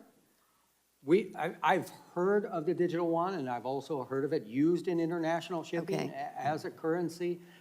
It is something that I would say that we have an eye on because we have a digital shipping it. exchange rule coming up, but we will keep monitoring it. Okay, thank you, Mr. Chairman. Thank you. Senator Klobuchar. Thank you very much, Mr. Chairman. And I can't help but think as we debate this issue of the Panama Canal, while it is important, if you want to look at what's happening right now, as in the middle of the night last night when an executive order was issued by, well, not an executive order, just a memo by the acting budget director, which put a pause on all federal funding for not only NIH research of cancer trials and not only Head Start, and people are in a panic and calling our offices. It's also a severe problem for trade and America's innovation. Freezing all federal funding already granted to improve port and freight infrastructure through the Port Infrastructure Program seems to me a major problem we should be addressing if we're talking about America's shipping interests. But I will go to the topic at hand. The Panama Canal is a critical trade corridor that allows for American farmers, other businesses to reach international customers. I care a lot about this shipping issue. As many of you know, Senator Thune and I joined forces 2 years ago to pass a very important bill that took on the international shippers in terms of giving more power to the Maritime Commission in taking on the rates they were charging businesses and farmers and manufacturers in America. And it actually immediately had an impact because they knew what was coming their way and continues to. I'll get to that in a minute. But I do want to raise with you, Commissioner Maffei, do you know of any instances where the United States has been singled out or treated unfairly under the neutrality treaty in the operation of the canal? I do not. I would add that one of the reasons why saying the U.S. is disproportionately affected by raises in canal fees and other kinds of fees at the canal is because the United States disproportionately utilizes the canal. Right, and that's something that would affect the total number of fees, and we know it is a critical trade corridor, and want to continue to use that corridor and be treated in a fair way. But I do think one of the things that hasn't been brought out as we look at the periods of congestion or reduced capacity at the canal, which we know have occurred, like we saw with last year's drought, can delay shipments, increase transportation costs, potentially leading to higher consumer prices. Commissioner, what steps can be taken to minimize disruptions and prevent cascading costs for consumers during periods of operational strain? At the Panama Canal. Yes. I mean, the main thing is that, companies, importers and exporters need to make sure that they have very resilient supply chains. Depending on any one sea lane is awfully risky in this very, very difficult to predict world. It's one of the reasons why the Panama Canal is so important. In fact, it may be a bigger reason than a particular transit or line transit is the fact that it is there in case something goes wrong on the other end of the world, say, for instance, the Suez Canal, right? And it's that lack of redundancy right now that has been a big problem, and frankly, one of the reasons why shipping costs have gone up, because if you have to go all the way around Africa or go all the way around the Americas, you are taking fewer ships. So, Thank you, Mr. Kromick. In your testimony, you described how drought reduced imports at U.S. ports. Do these reductions affect prices for American consumers, or could they? Yes. Okay, thank you. I love that short answer. Ocean Reform Act, I mentioned. Back to you, Commissioner. Has that law improved the ability of shippers to have unreasonable charges waived or refunded by ocean carriers. As we know, this has been a major problem for our carriers, which can translate into prices, and talk about how it has empowered shippers to file complaints against unreasonable practices by the carriers. By the shippers, of course, you know what I mean. I don't mean the carriers themselves. I mean the people that are trying to do business and sell their stuff. So that American we're- exporters, Right, American importers. American yeah, exporters. Absolutely. Look, I don't have a lot of time, but yes, it has had a tremendous effect. We have seen instances of waiving or forgiving detention demurrage fees or even refunding go way up. We've seen settlements go up with the major carriers. We've seen a lot more cases filed, so many, in fact, that we've had used to have one administrative law judge, now we have 3, and they still have too many cases. So a huge impact. And are you concerned, I'll just end where I started, are you concerned about freezing funding that has already been granted for port and infrastructure improvement right now, given what we're trying to do with American ports, so we can make stuff here and ship it instead of having it all come to us? I mean, that's a complicated question. I'll just say at the Federal Maritime Commission, we try to do an awful lot with less. As the New York Times reporter has pointed out, we are funded at approximately our entire annual budget, about 1 hour of the container ship industry's profits during the COVID pandemic. Because of that legislation and subsequent appropriations, that's more like, 68 minutes now. It's still a fraction of it. I don't know where, and I don't believe the Okay, chairman well, of knows course, where we only found this out 12 hours ago at midnight from an unknown bureaucrat. So our hope is that we will be able to give you those numbers to show what will happen to infrastructure if we simply freeze funding for all of these things across America. Thank you. Thank you, Senator Budd. Thank you, Mr. Chairman. Again, thank the panel for being here. It's good to see you all. Mr. Sola, the November 2024 report from the U.S.-China Economic and Security Review Commission, it details China's efforts to deepen ties with countries across Latin America and the Caribbean. So, Mr. Chairman, I'd like to ask unanimous consent to enter that report into the record. Mr. Chairman, if that's okay? Without objection. Okay. All right. Thank you. All right. I think it's important to view the Chinese Communist Party's CCP activities in the Panama Canal Zone in the context of CCP's broader efforts to further access Latin America's markets and obstruct American interests in our own backyard. Mr. Sola, would you agree with that? That you see the CCP activity and hopefully to interrupt America's interest in the region? Definitely an economic interest, Senator. I was able to travel there a few years ago to see this firsthand and see the CCP's encroachment. So in your experience, are there noticeable differences in port operations when they're controlled by Chinese companies and financed or backed by Chinese loans? And if so, would you explain that? We have a wonderful example because we have a U.S. Port there, SSA, out of Washington State, that I actually worked on the development of that many years ago and helped develop that. That used to be a former United States Navy submarine base, and we converted that. As far as the 2 ports that we have, they're completely different. We have one as a major infrastructure footprint and also a container port that's moving 4 million containers a year. That is almost, I mean, that's really a phenomenal amount. That's more than Miami, Fort Lauderdale, and you probably got to get Tampa and a little bit of Jacksonville in there to get that type of volume. And on the other side, we have a very small port, but it's a very strategic port on the Atlantic. So how are the operations done? Yeah, I don't know how they don't make money. I mean, if you want to come right down to it, is if they've been operating the port for 20 years and they say that they haven't made any money, so they haven't been able to pay the government. That's what concerns me, is I don't believe that we're on a level playing field with the American ports. Appreciate that. Mr. Kramick, what would be the consequences for U.S. trade and for the U.S. economy if access to the canal was suddenly revoked or significantly decreased for U.S. shippers? It would be pretty catastrophic, Senator. And we have a good example. I mean, we've experienced that with the denial of the Red Sea right now. Being able to use that, and as Chairman Maffei said, having to go around the continent of Africa, 40% longer voyages, significant more costs in crew, maintenance, fuel, and even emissions. Do you have a ballpark of the difference if they're able to transit the canal versus go around South America?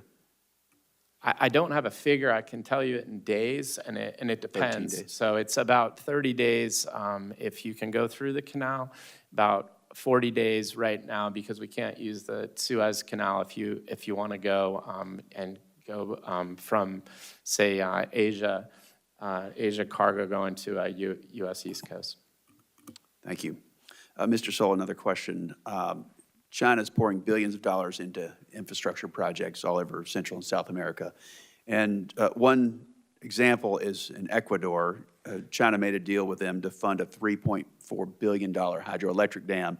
There's 17,000 cracks already, and there's a lot of corruption. Ecuadorian officials, they've been imprisoned, sentenced on bribery charges. Using that as an example for the region, you know, the strategy of China is clear to just take, and this is in the words of an Ecuadorian minister, the strategy of China is clear that they want to take economic control of countries. In Panama, for instance, it's about 7.7% of their GDP, as I understand it. So using Ecuador as an example, should Congress be concerned that China could extract significant leverage over Panama, given the outsized role and revenue from the canal that it plays in their finances? If you turn your microphone. Yes, Senator, it very well could, and I believe that we are in a very fortunate position now with Secretary Rubio, who knows the area very well and also knows China. Thank you very much, Mr. Chairman. Senator, can I just say, you should also look at the port of Chansey in Peru. It'll fit that pattern Thank you very much. of Chinese investment. Thank you. Thank you. Senator Kim. Thank you, Chairman. Thank you to all of you for coming on out here. I'll be honest with you, when I talk to some of my constituents in New Jersey about this, they mostly understand this issue right now because of the words of President Trump. So if you don't mind, I just kind of wanted to start there and work backwards. So Chairman Sola, you know, President Trump said, quote, China is operating the Panama Canal. We didn't give it to China, we gave it to Panama, and we're taking it back. I guess I just wanted your assessment there. Is China operating the Panama Canal? Chairman, Senator Kim, I never discredit anything that President Trump says. Well, I guess I would ask you. He has a different briefing book than I do. Mm-hmm. What I can say is that the Panama Canal is operated, as far as I know, by the ACP, the Panama Canal Authority, Mm-hmm. and they're very efficient at operating the canal on the throughput that they're able to do. So you're saying from your knowledge, you don't know of reasoning to believe that China is operating the Panama Canal, from the knowledge that you have? From the knowledge that I have on whether the, Senator, what we have here is the Panama Canal Authority is the authority where people will pay into the Panama Canal. Mm-hmm. I think that if you will allow me to, if a company is able to operate both ports. Oh, I see what so you're talking about Hutchinson ports, right? Yes. So we're talking about, what, Balboa and Cristobal ports, right? Right, and they're subsidized. They're subsidized. They're subsidized. I guess my question to you is, does Hutchinson Port actually control the locks of the canal? No. Does it control directly the entrance to the canal? Both ports are in operational control of the canal. In order for those ports to operate, the canal has to give them a special permit. And the reason is because when they're bringing a ship in or bringing a ship out, they block the traffic of the canal every single time. I see. So they have to have pilots, two pilots that But go in there. is Balboa or Cristobal ports under the jurisdiction of the Panama Canal Authority? They've been given by the Panama government the concessions. However, they're in the operational range of the Panama Canal. Does They're that in the make turning them? basin. Does that make those two ports under the jurisdiction of the treaty? Let me say this, because I was in Panama when the Panama Canal was turned over. We didn't just give back the Panama Canal. We also gave back all the land and all the water on the entryway to it, and including what we had was a lot of military bases along there. So as soon as you come out of the Panama Canal, and I invite you to come there, I'll be happy I'd love to to take come. you. Yeah, well, let's So as go ahead and soon make as you that come happen. out of the locks, you run into Corozal, which was a former military base. Corozal is run not by Panama, by the Panama Canal Authority, it's run by the Panama government. After you pass that, you run into the port of Balboa. So what I'm trying to say is that when we talk about the Panama Canal Authority, they operate only where the ships go up and go down and come out. After that, you have where the pilots, where the pilots will take you on the boat and take you off. So is it operational control of the Panama Canal? Yes, because the pilots are the ones that have to bring you in there and bring you out. And again, every time a ship goes into one of those ports, they block the traffic of the Panama Canal. Yeah. Well, look, I guess I wanted to just ask you kind of directly then, what is your assessment of the Panama Canal's authority, in terms of their ability to administer the canal? I think the Panama Canal Authority and their independences, if you read my opening statement and my written statement, they've done a fantastic job. And Panama has been running the canal for 25 years. They've given $28 billion to the coffers of the government in those 25 years. In the 25 years that the two ports that we call two ports, they've contributed zero. So I don't understand why Panama would allow those two ports to operate and put into jeopardy what they have, the operations that they do have in the canal. I want to just end here on this, because I thought you had a really poignant point in your written testimony where you said, we must protect the independence of the Panama Canal Authority. Any efforts by other interests in Panama to diminish the independence or professionalism of the authority must be stopped. And I would just venture to say, as we talk about this as a committee, as a government, that we should try to follow those same words as well. We try to have nuance and precision with the words that we use. Otherwise, it very much looks like some of what we talk about is going to be perceived as undermining the Panama Canal Authority. And you said that you warned that that would be something that would actually boost up China's capacity in the region.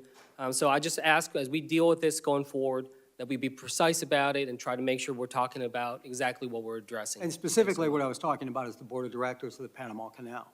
I mean, are some of the board of directors on the board of directors of the ports that we have in question? So when you look at the annual report of those two ports, they have a hidden, or not a hidden, it basically says that they have local partners that are not identified. So I believe that if we had those identified, we would know more. Yeah, and more precision there. Thank you so much. I yield back, Mr. Chair. Thank you. Senator Schmidt.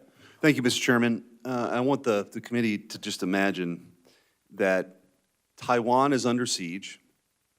The CCP, determined to crush Taiwan's resistance and prevent a U.S. response, activates a multi-pronged strategy, leveraging its control over global ports and shipping infrastructure. At the Panama Canal, one of America's most vital trade arteries, handling 40% of U.S. container traffic, Chinese-controlled ports at both ends suddenly close. Ships carrying food, oil, and military supplies are turned away because of technical difficulties, paralyzing the global economy. Gasoline prices soar, supermarket shelves empty, and supply chains collapse within days.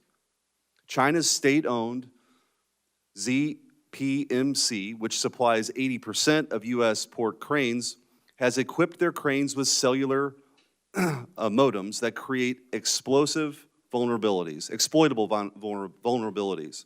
These cranes at U.S. ports mysteriously malfunction, halting critical operations. Factories close, millions lose their jobs, and the economy grinds to a halt. While this scenario may seem hypothetical, it is entirely plausible. Therefore, the canal must remain neutral, and the U.S. must ensure the CCP does not encroach on our vital economic and national security interests. In 2017, Senators Markey, Schatz, and Rubio urged President Trump to address China's aggressive maritime actions. Their warnings apply today as China's growing control over critical infrastructure, ports, and strategic waterways like the Panama Canal pose an unacceptable threat. America is sleepwalking into a carefully laid Chinese trap. And fortunately, people like President Trump aren't falling for it. I'm glad he's raised this issue. This dangerous complacency must end. That's why last week I introduced a Senate resolution to safeguard the Panama Canal from Chinese influence. It calls on Panama to expel Chinese entities in foreign control and honor its neutrality under the 1977 transfer agreement. The cost of inaction is too great. And I'll offer this up for anyone, but I think the biggest concern here is this Belt and Road Initiative. We've talked about it creating a debt trap, which is true. And building a bridge in Bangladesh is very different than this. I mean, there are reports of, the CCP building airports, and then when people are critical of the CCP, all of a sudden flights are canceled. Controlling a grid, they can turn it off and they can turn it off. And there's just no way on God's green earth that China can control the Panama Canal. And so however you want to define it, and I hope my Democrat colleagues, this is an issue that affects America that should not be partisan, and I hope they're not blinded by the fact that President Trump has come out so boldly on this. But we shouldn't tolerate this. The witnesses have stated they have operational control. We can get into the semantics of the Port Authority versus the control, but operational control of the Panama Canal is real by the CCP. The witnesses have also stated that a Chinese company got a sweetheart deal, a no-bid contract for control, operational control, ultimately, of these ports. So I guess I want to ask, because I've talked too long, I don't have much time for questions, but Professor Kantorovich, I do want to ask you, as it relates to the treaty, and I'm glad Senator Cruz, or Chairman Cruz, has called this up, because there are real concerns about treaty violations here. What are the most blatant? What are the most obvious? Is it the unfair, is it the fact that we're being charged more? Is it the fact that these are Chinese-owned companies that are controlled by the CCP? What are the top 2 or 3 reasons that you would argue that they are, in fact, in violation of the treaty? So again, I think the charges and fees are less of an issue because they don't discriminate across countries. We pay more because we use more, but it's not nationally discriminatory. The presence of Chinese companies, especially Chinese state companies, but not limited to them, do raise serious issues and concerns for the neutrality of the treaty. And I should point out, in relation to some of the earlier questioning, the canal, for purposes of the neutrality treaty, is not limited just to the actual locks of the canal and the transit of ships through the canal. According to Annex 1, Paragraph 1 of the treaty, it includes also the entrances of the canal and the territorial sea of Panama adjacent to it. So all of the activities we're talking about are within the neutrality regime, the geographic scope of the neutrality regime in the treaty. So I'm out of time, but the most dead-on hit here is the treaty specifically prevents foreign operations, and that's exactly what we have. Yeah, so to the extent these companies are in fact de facto controlled by China, this is something that could threaten the neutrality regime of the treaty. Okay. Senator, may I make a point of clarification? Sure. You said that we all said that China had operational control. I don't believe that China currently has operational control over the Panama Canal. I'm not sure if anybody... No, I didn't say all of you did. I said Okay. one of the witnesses. All right. I will, but let me say this. I did agree that there was a threat posed by this ownership. I do think, though, that if your assumptions are correct, you are way understating the problem. That's right, understating the problem, because they also then control the Suez Canal and the Mediterranean Sea. And I actually have to admit, I'm a little confused as to why some of the senators asking these questions, Senator Blackburn, aren't more concerned about the biggest port in the United Kingdom being run by the Chinese. Petraeus in the port nearest Athens, one of the biggest ports in the Mediterranean, is not just run by a Chinese-linked company. It's run directly by a Chinese-owned company. And I was there. So you're on to something, but if you're just focusing on Panama, that's only part of it. No, I agree with you. I think the difference here is that we gave it away. Huge mistake. Both Missouri senators voted for it back then. Huge mistake. But the one thing we got out of it, was a guarantee of neutrality, and that's the issue here. Thanks. Thank you. Senator Curtis. Thank you, Mr. Chairman. Great hearing. Appreciate this opportunity today. I'd like to touch on something I haven't heard discussed today, and that is, unfortunately, China is not the only hostile country that exploits Panama to endanger our national security. Iranian vessels under the Panamanian flag registry have been a problem for many years. Chairman Sola, can you explain how Panama has enabled Iran to evade our sanctions? Yes, thank you, Senator. About a year ago, when we were having this drought issue, there was also a lot of focus on Iran and how they were funding Hamas and the Houthis because they were attacking the Red Sea. What we found was, what the United States has found, is that Iranian vessels are sometimes flagged by Panama in order to avoid sanctions so that they could sell the fuel that they have and then they can take that money and then they can use it as they wish. Panama at the time had a very complicated process to deflag the vessels. There was an investigation, there was an appeals process. By the time that we would, OFAC or Treasury would go ahead and identify one of those vessels, by the time that they were doing the appeals and stuff like this, they've already changed flags to somewhere else.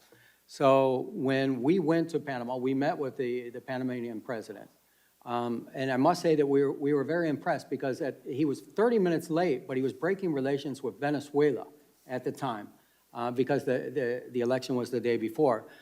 We explained to him the situation. The very next day, we met with the maritime minister, with U.S. Embassy personnel, and Panama actually adjusted their appeals process so to make it more expedient. So if the United States or OFAC would come and say that this Iranian vessel is avoiding sanctions, now we have a process in place to go ahead and do that. And 53 vessels were deflagged because of that meeting. If you would keep working on that, because that's a big deal, and thank you for that answer. Let me also go to, we've hammered on this a little bit, and I've heard several times some of you acknowledge that the interest from China is an economic threat to us, but let me come back to this defense. I think we've asked a number of times in different ways, but let me go back to the analogy of China puts a blockade on Taiwan, and we're trying to move ships into that area quickly.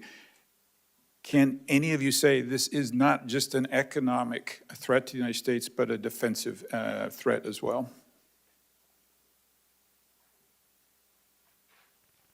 At the FMC, it's not our area of expertise. We'll leave that to the military experts. I will just say that, to me, an economic threat is a military threat. I mean, Sure. indirectly, but it is. Yeah, I just, But I in noted the terms panel's of what quick you're directly reference asking, to economic. we at the Federal Maritime Commission don't have that area. Chairman?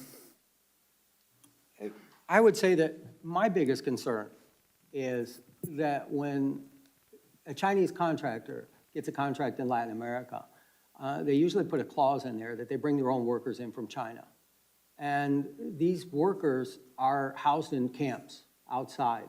And these camps will have guards on them, and they will have, sometimes they in Panama, for example, they have barbed wire around the camps.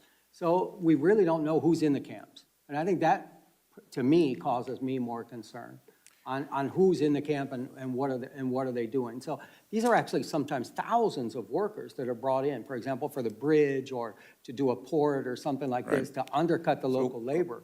Along those lines, let me just talk about dollars from China spent. We far outspend China in the region, yet if you look back on when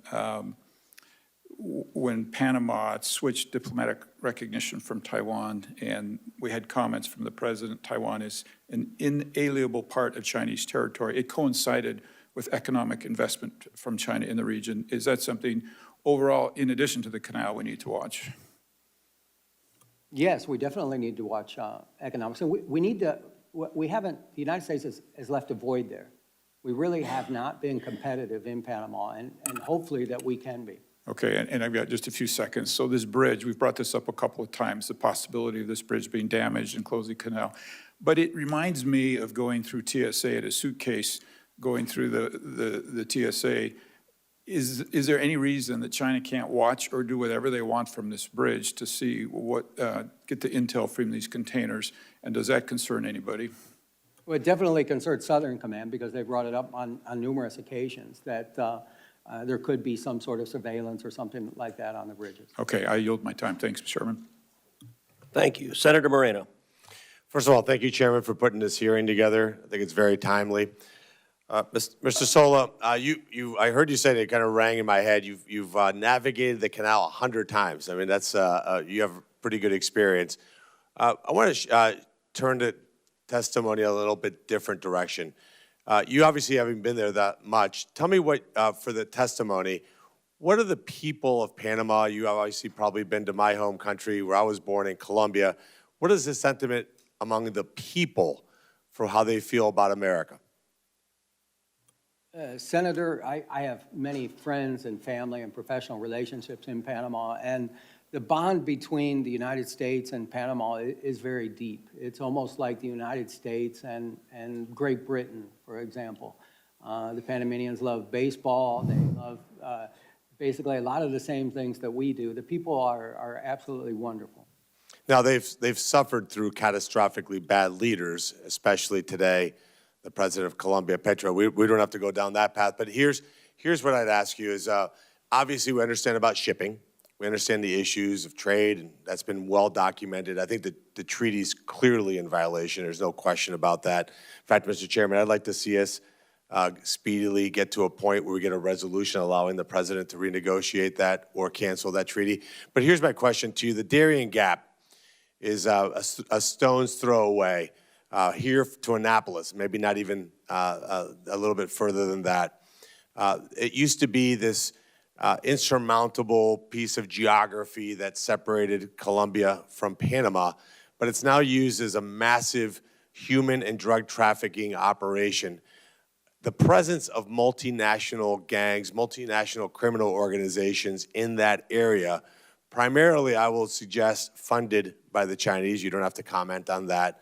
But what is the impact of these transnational gangs, this increase in human and drug trafficking doing to maritime activity along the canal?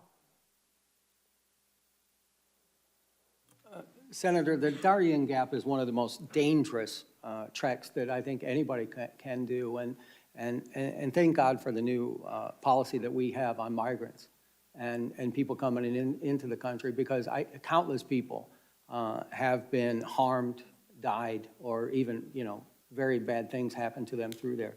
On transnational gangs, I mean, anytime that there's money in a black market, they're going to go ahead and they're going to fill that void. So hopefully, as I understand, the Darien Gap is not being utilized very much right now because people are coming to the United States and now cannot come in. Right, but the point is, like, what is the impact on maritime activity there? In other words, security, Mr. Kramick, has got to be an issue for your members. And having that increased presence of transnational gang activity, drug trafficking, you're talking about billions and billions of dollars.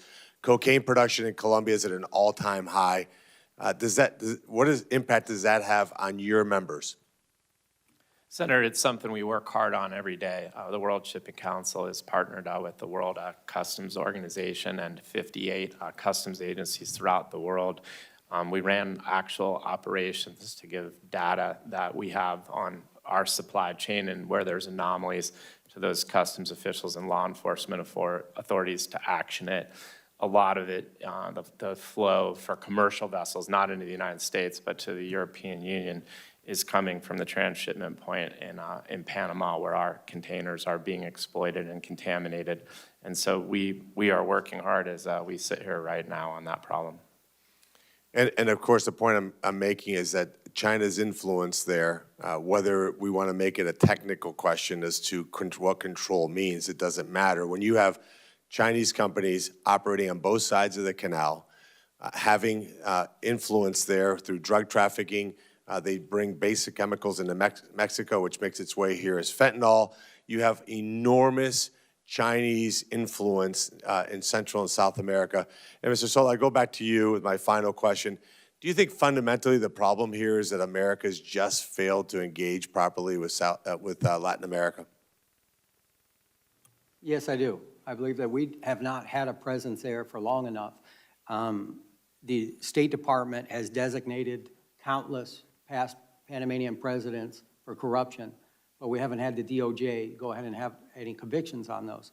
I think that if we did have a conviction one way or another, I think that that would change the narrative quite considerably. And so just one quick follow-up.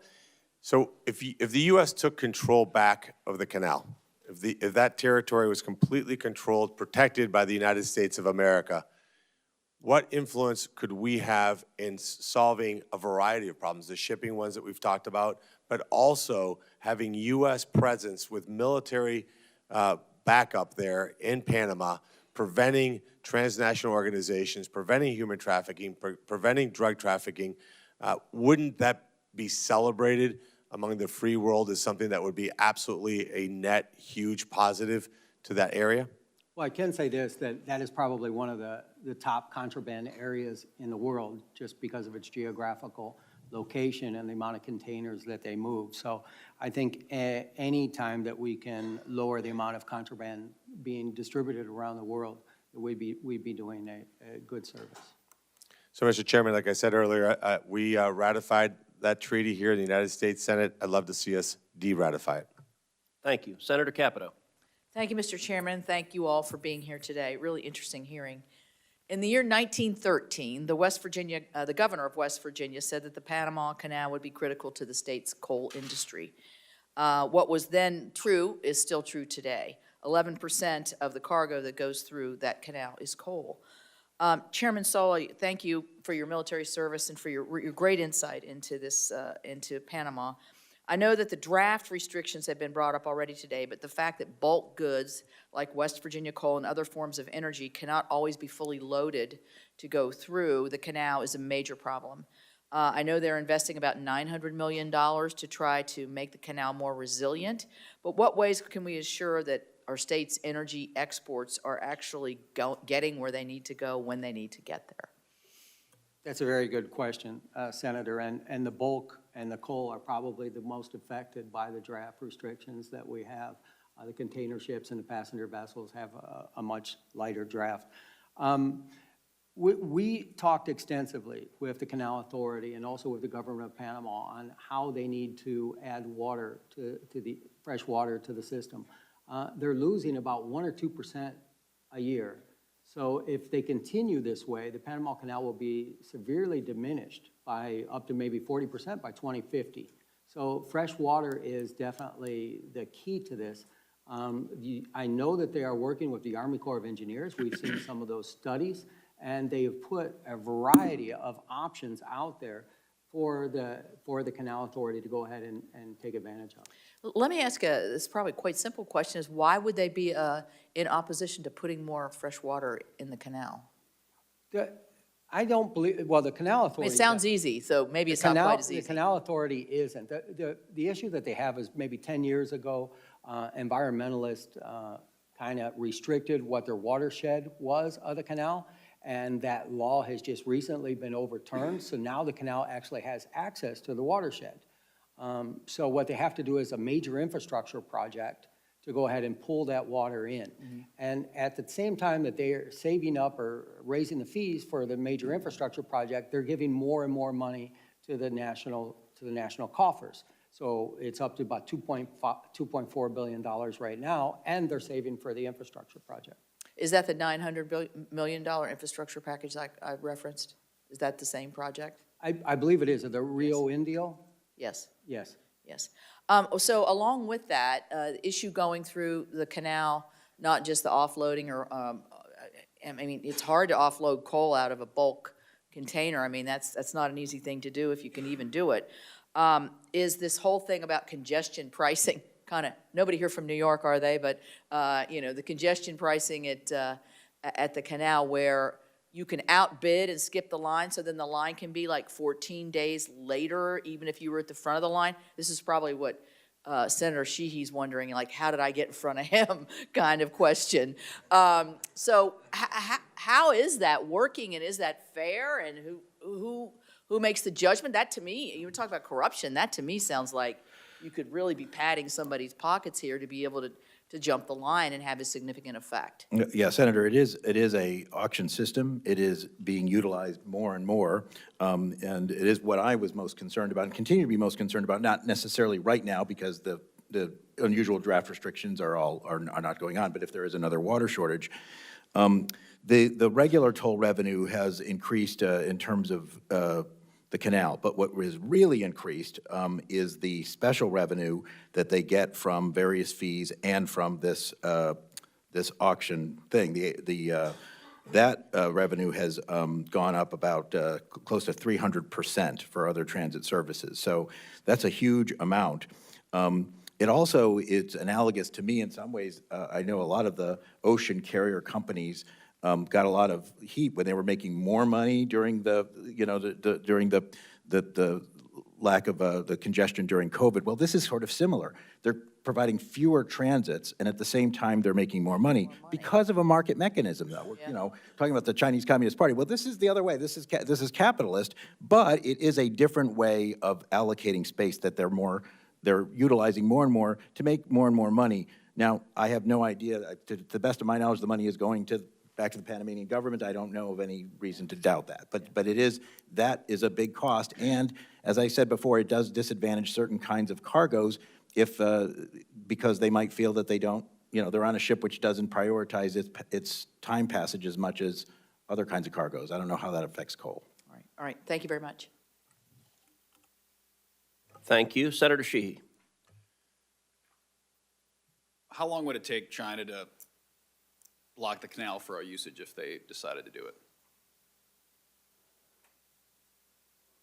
I know you're not military experts, but I think you've been in the canal 100 times. You're all experts on the industry. If they wanted to deny our usage of it, how long would it take them to do it? Senator, I can say that prior to the year 2000, the canal had a quick reaction force that kind of took all possibilities into consideration, either a ship be installed in the canal or to be able to move one out. I don't know what those capabilities or what the planning for that would be. So effectively, we don't have a ready response. But if China, I'm sure Southern Command does. I don't like the mindset that's kind of pervaded that there's this far off hypothesis that. But Senator, you're not someday talking to military experts. We're here because of it's commercial reasons. But this isn't a military question. I mean, if he's driven the canal 100 times and you are a maritime expert, a couple of years ago, as you remember, I think it was the Ever Given jackknifed in the Suez Canal. That's not a military operation. That's a ship that turns sideways. So if China chose to, how fast could they close the canal to our usage? Well, they could probably do a similar thing, but it would more be an act of terrorism than it would be because they have facilities there. Most of this discussion has involved the economic threats that China is bringing up because of the Belt and Road Initiative and having these investments in other countries. But yeah, I mean, it's not hard to close off a waterway. Panama Canal is actually quite vulnerable in terms of infrastructure. It's not, this is not a fort or militarily reinforced location. Now you're getting to the end of my knowledge of that. But no, it would not take long, but I don't know what it has to do with, it's not accelerated because they have people at other port, unless you believe that they're, in theory, it's easier to infiltrate those ports with Chinese spies than it is other kinds of things. But that's totally out of my purview. That's more science. Well, I don't think it is out of your purview. I think the reality is the canal is an economic engine. It is also a national security engine. And I appreciate, I'm not trying to be combative or setting traps. I'm just trying to ask a common sense question, which is, we can dance around, I'm not an expert in this, I'm an expert in that, but the canal is vulnerable, as we've stated. I guess, Senator, I'm just sort of saying, why would they bother with a military-like operation when they can get what they want with non-military means? Exactly. If they can have influence in other ways. That's the point of the question. Okay. Is we segregate ourselves artificially in a way that they do not. We segregate ourselves, well, let's talk about military, let's talk about intelligence, let's talk about economics. China doesn't work that way. It's a whole of government approach. They don't draw a delineation between an economics discussion and a military one. And their attack may not look like Pearl Harbor. It may look like an everyday ship that decides, it pulls into the locks and blows itself up, and now the locks are non-functional for our usage, and we can't support an interocean fleet transfer. And our ability to defend it, as you referred to, Chairman, is now inhibited by the fact that we no longer have the military infrastructure around the canal that we did just as recently as 1999. So from a commercial perspective, do the shipping companies have concerns over the security of the narrow waterways? We've got Straits of Malacca, we've got Suez Canal, we've got Gibraltar, we've got Panama. Is that a concern that's thrown around in the boardrooms of the largest shipping corporations in the world? Senator, I think it's something they think about every day. I mean, really, it's drawn into sharp relief with the Red Sea that it was it's what I call a pink flamingo. Like there's black swans that just come up, and there's pink flamingos that you can see but you don't act. But no one really thought a whole lot that one of the most important waterways in the world could be denied, and moreover, that it could be denied for such a sustained period. The good news is that And denied, I might add, by a disaffected non-state actor of Bedouins running around with rocket launchers, who also managed to beat us in a 20-year war in Afghanistan. But my point to saying all this is we're just debating operational control of the canal. Yet it seems very clear to all of us that a very simple act can debilitate the canal and eliminate our ability to use it in a matter of minutes with no warning. And we have no ability to intervene or stop that. To me, that means we do not have operational control of the canal. Thank you, Chairman. Thank you. I'm told Senator Young is on his way, so I'm going to ask a couple of questions and give him a few minutes to get here. Chairman Sola, you have a deep understanding of Panama and the canal from personal experience, in addition to your work on the Federal Maritime Commission. One example of China's influence with the Panamanian government was the effort to seize land near the Pacific end of the canal to build a new Chinese embassy, including your land. Can you describe your personal experience, including how Panama ignored property rights as it sought to appease China with the new embassy? Yes, Senator. About 10 years ago, the maritime business of my family expanded tremendously. And we were given a concession to build a marina on the Pacific area of Panama. We also incorporated a cruise component to that. We brought the cruise companies to Panama. This would have been the very first cruise port in the Pacific. We spent millions of dollars on consultants with Atkins Global, Moffett and Nichols, all the best consultants in the world, and everything was fine. When Panama turned over to Belts and Roads, they told us that concession was going to be nationalized. Then what they did is they rescinded our concession for the property. We were going to build the cruise port for $30 million, U.S. private funds. They gave the concession to a Chinese competitor and paid the Chinese competitor to date $300 million to build that cruise port. It's going to take the Panamanian people 375 years to get it back. I'm from Miami. That's the most expensive cruise port in the world, by far, by passenger. In addition to that, they took where our land is going to be for the marina, they designated that to be the embassy for the People's Republic of China. So what happened next is absolutely appalling, because when I went to the U.S. Embassy and I went to Commerce Department, they told me to fill out a complaint. When I filled out the complaint, I went to my senator at the time, it was Bill Nelson, and I remember that I was denied being able to even file a complaint, because the land that the Chinese embassy, or the land that was going to be used by the Chinese embassy, my environmental permit for the marina was going to expire in 6 months. So the United States Commerce Department would not even allow me to file a complaint. So I brought that issue here. And thanks to the good work of, at the time, I think it was Chairman Nelson and Chairman Wicker, that we were able to unwind that. After about 6 years, Panama did the right thing and returned the land to my family. Very instructive. Senator Young. Thank you, Chairman, for holding this important hearing. Thank you, gentlemen, for being here.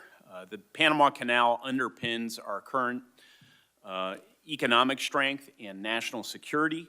When 40% of U.S.-bound container traffic depends on a single waterway, we cannot afford unilateral toll hikes that choke out competition and leave our smaller carriers or our Midwestern exporters on the hook. For instance, in my home state of Indiana, manufacturing firms and farmers rely on consistent, reasonably priced shipping routes to move heavy machinery, auto parts, and ag products like corn and soy.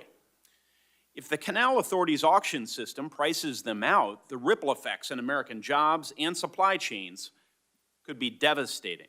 Chairman Sola, given our enormous stake in the canal's operation, do you believe Congress or the FMC should more aggressively use existing legal authorities or even create new legislative tools to block or penalize toll practices that disproportionately harm U.S. shippers and exporters? Thank you, Senator, for the question, and I grew up in Goodland, Indiana, so that you know. Fantastic.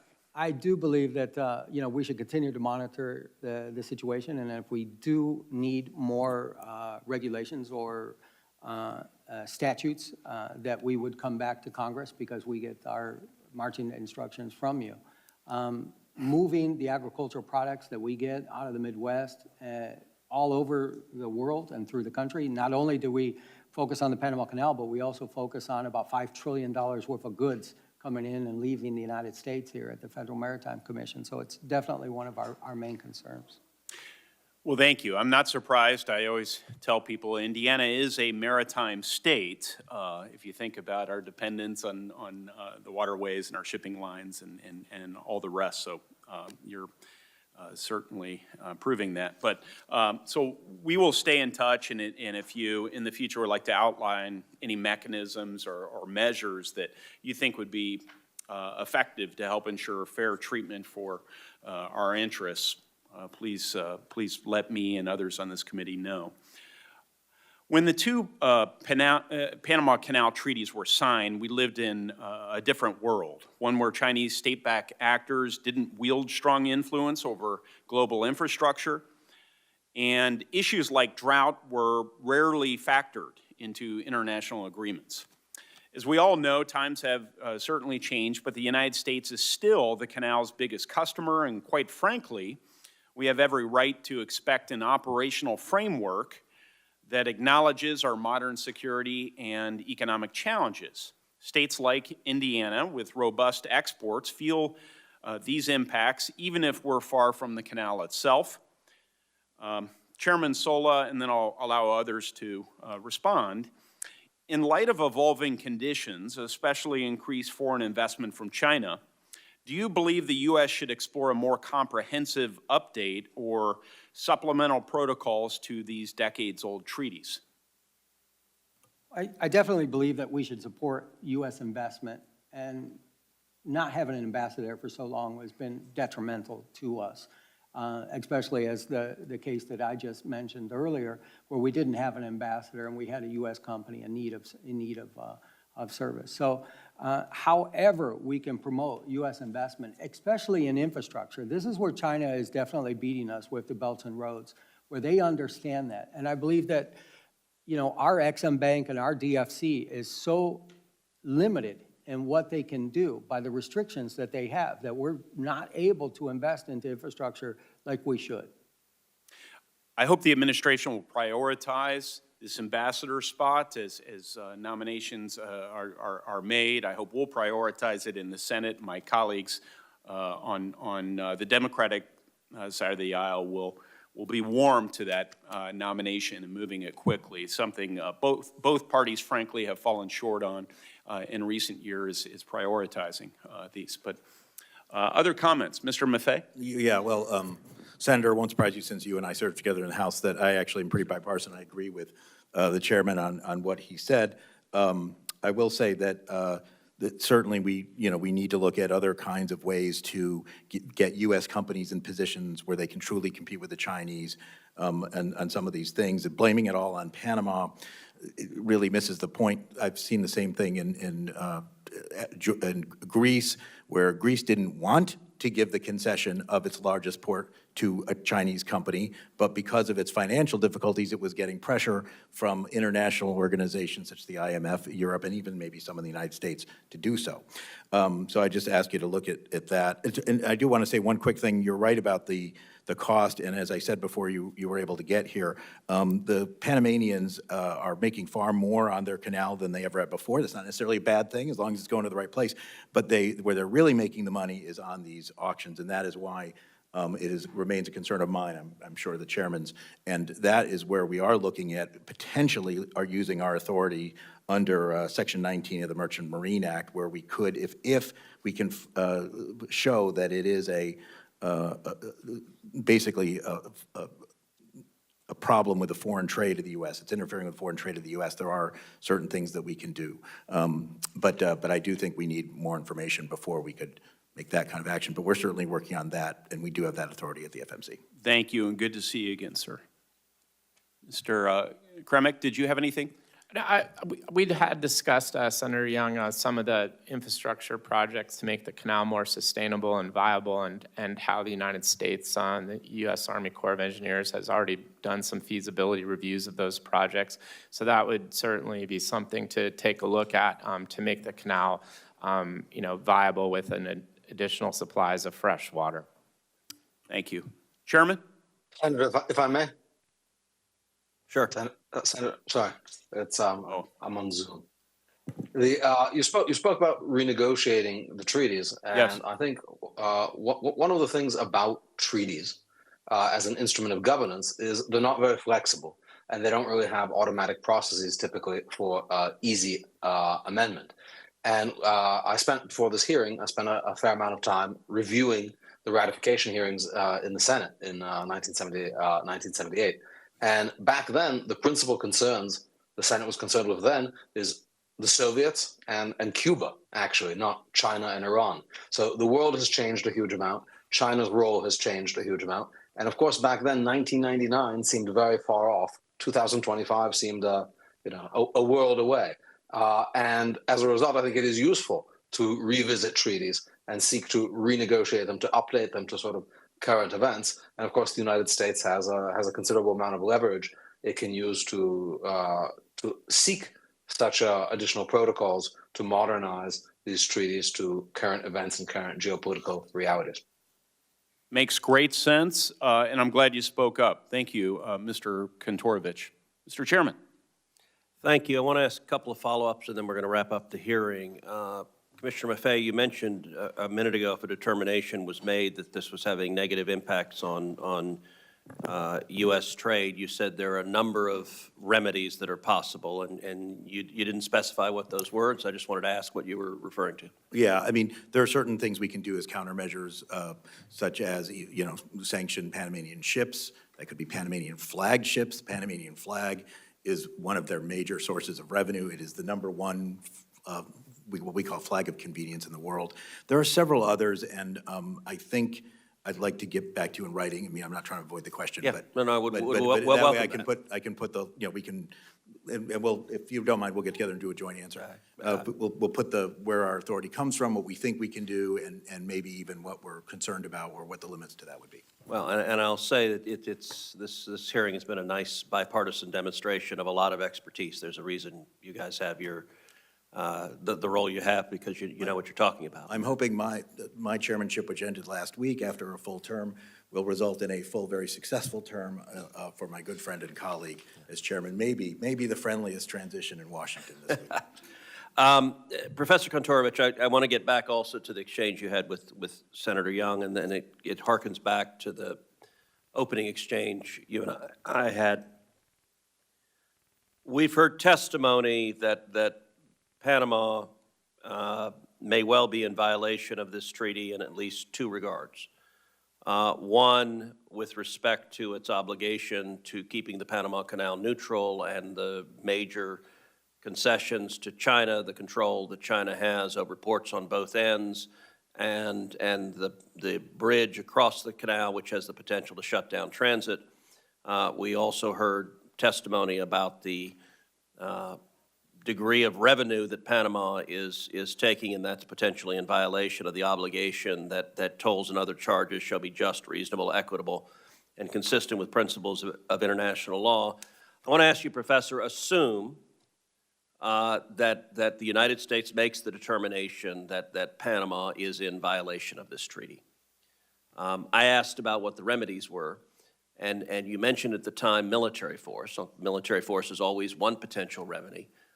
What other potential remedies are there? And in particular, could a consequence of being in breach of the treaty be a determination that the treaty is null and void, that the concession of control of the Panama Canal to Panama is no longer in force, and could that, under international law, result in the United States returning to operating the Panama Canal? What's your judgment?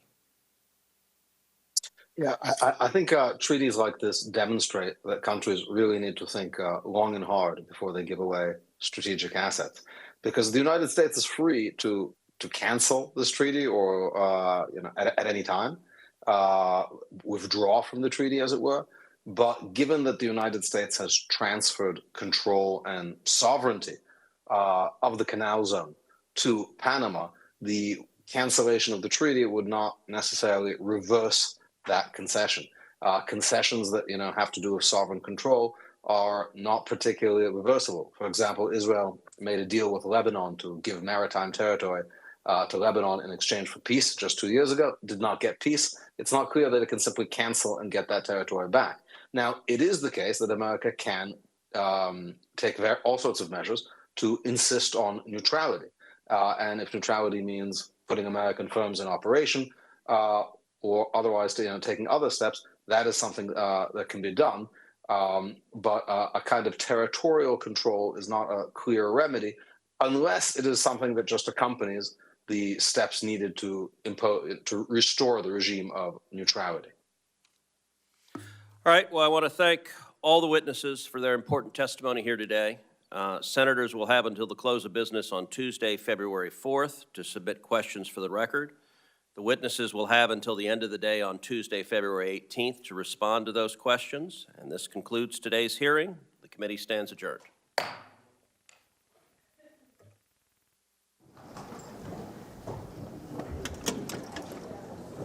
Thank you.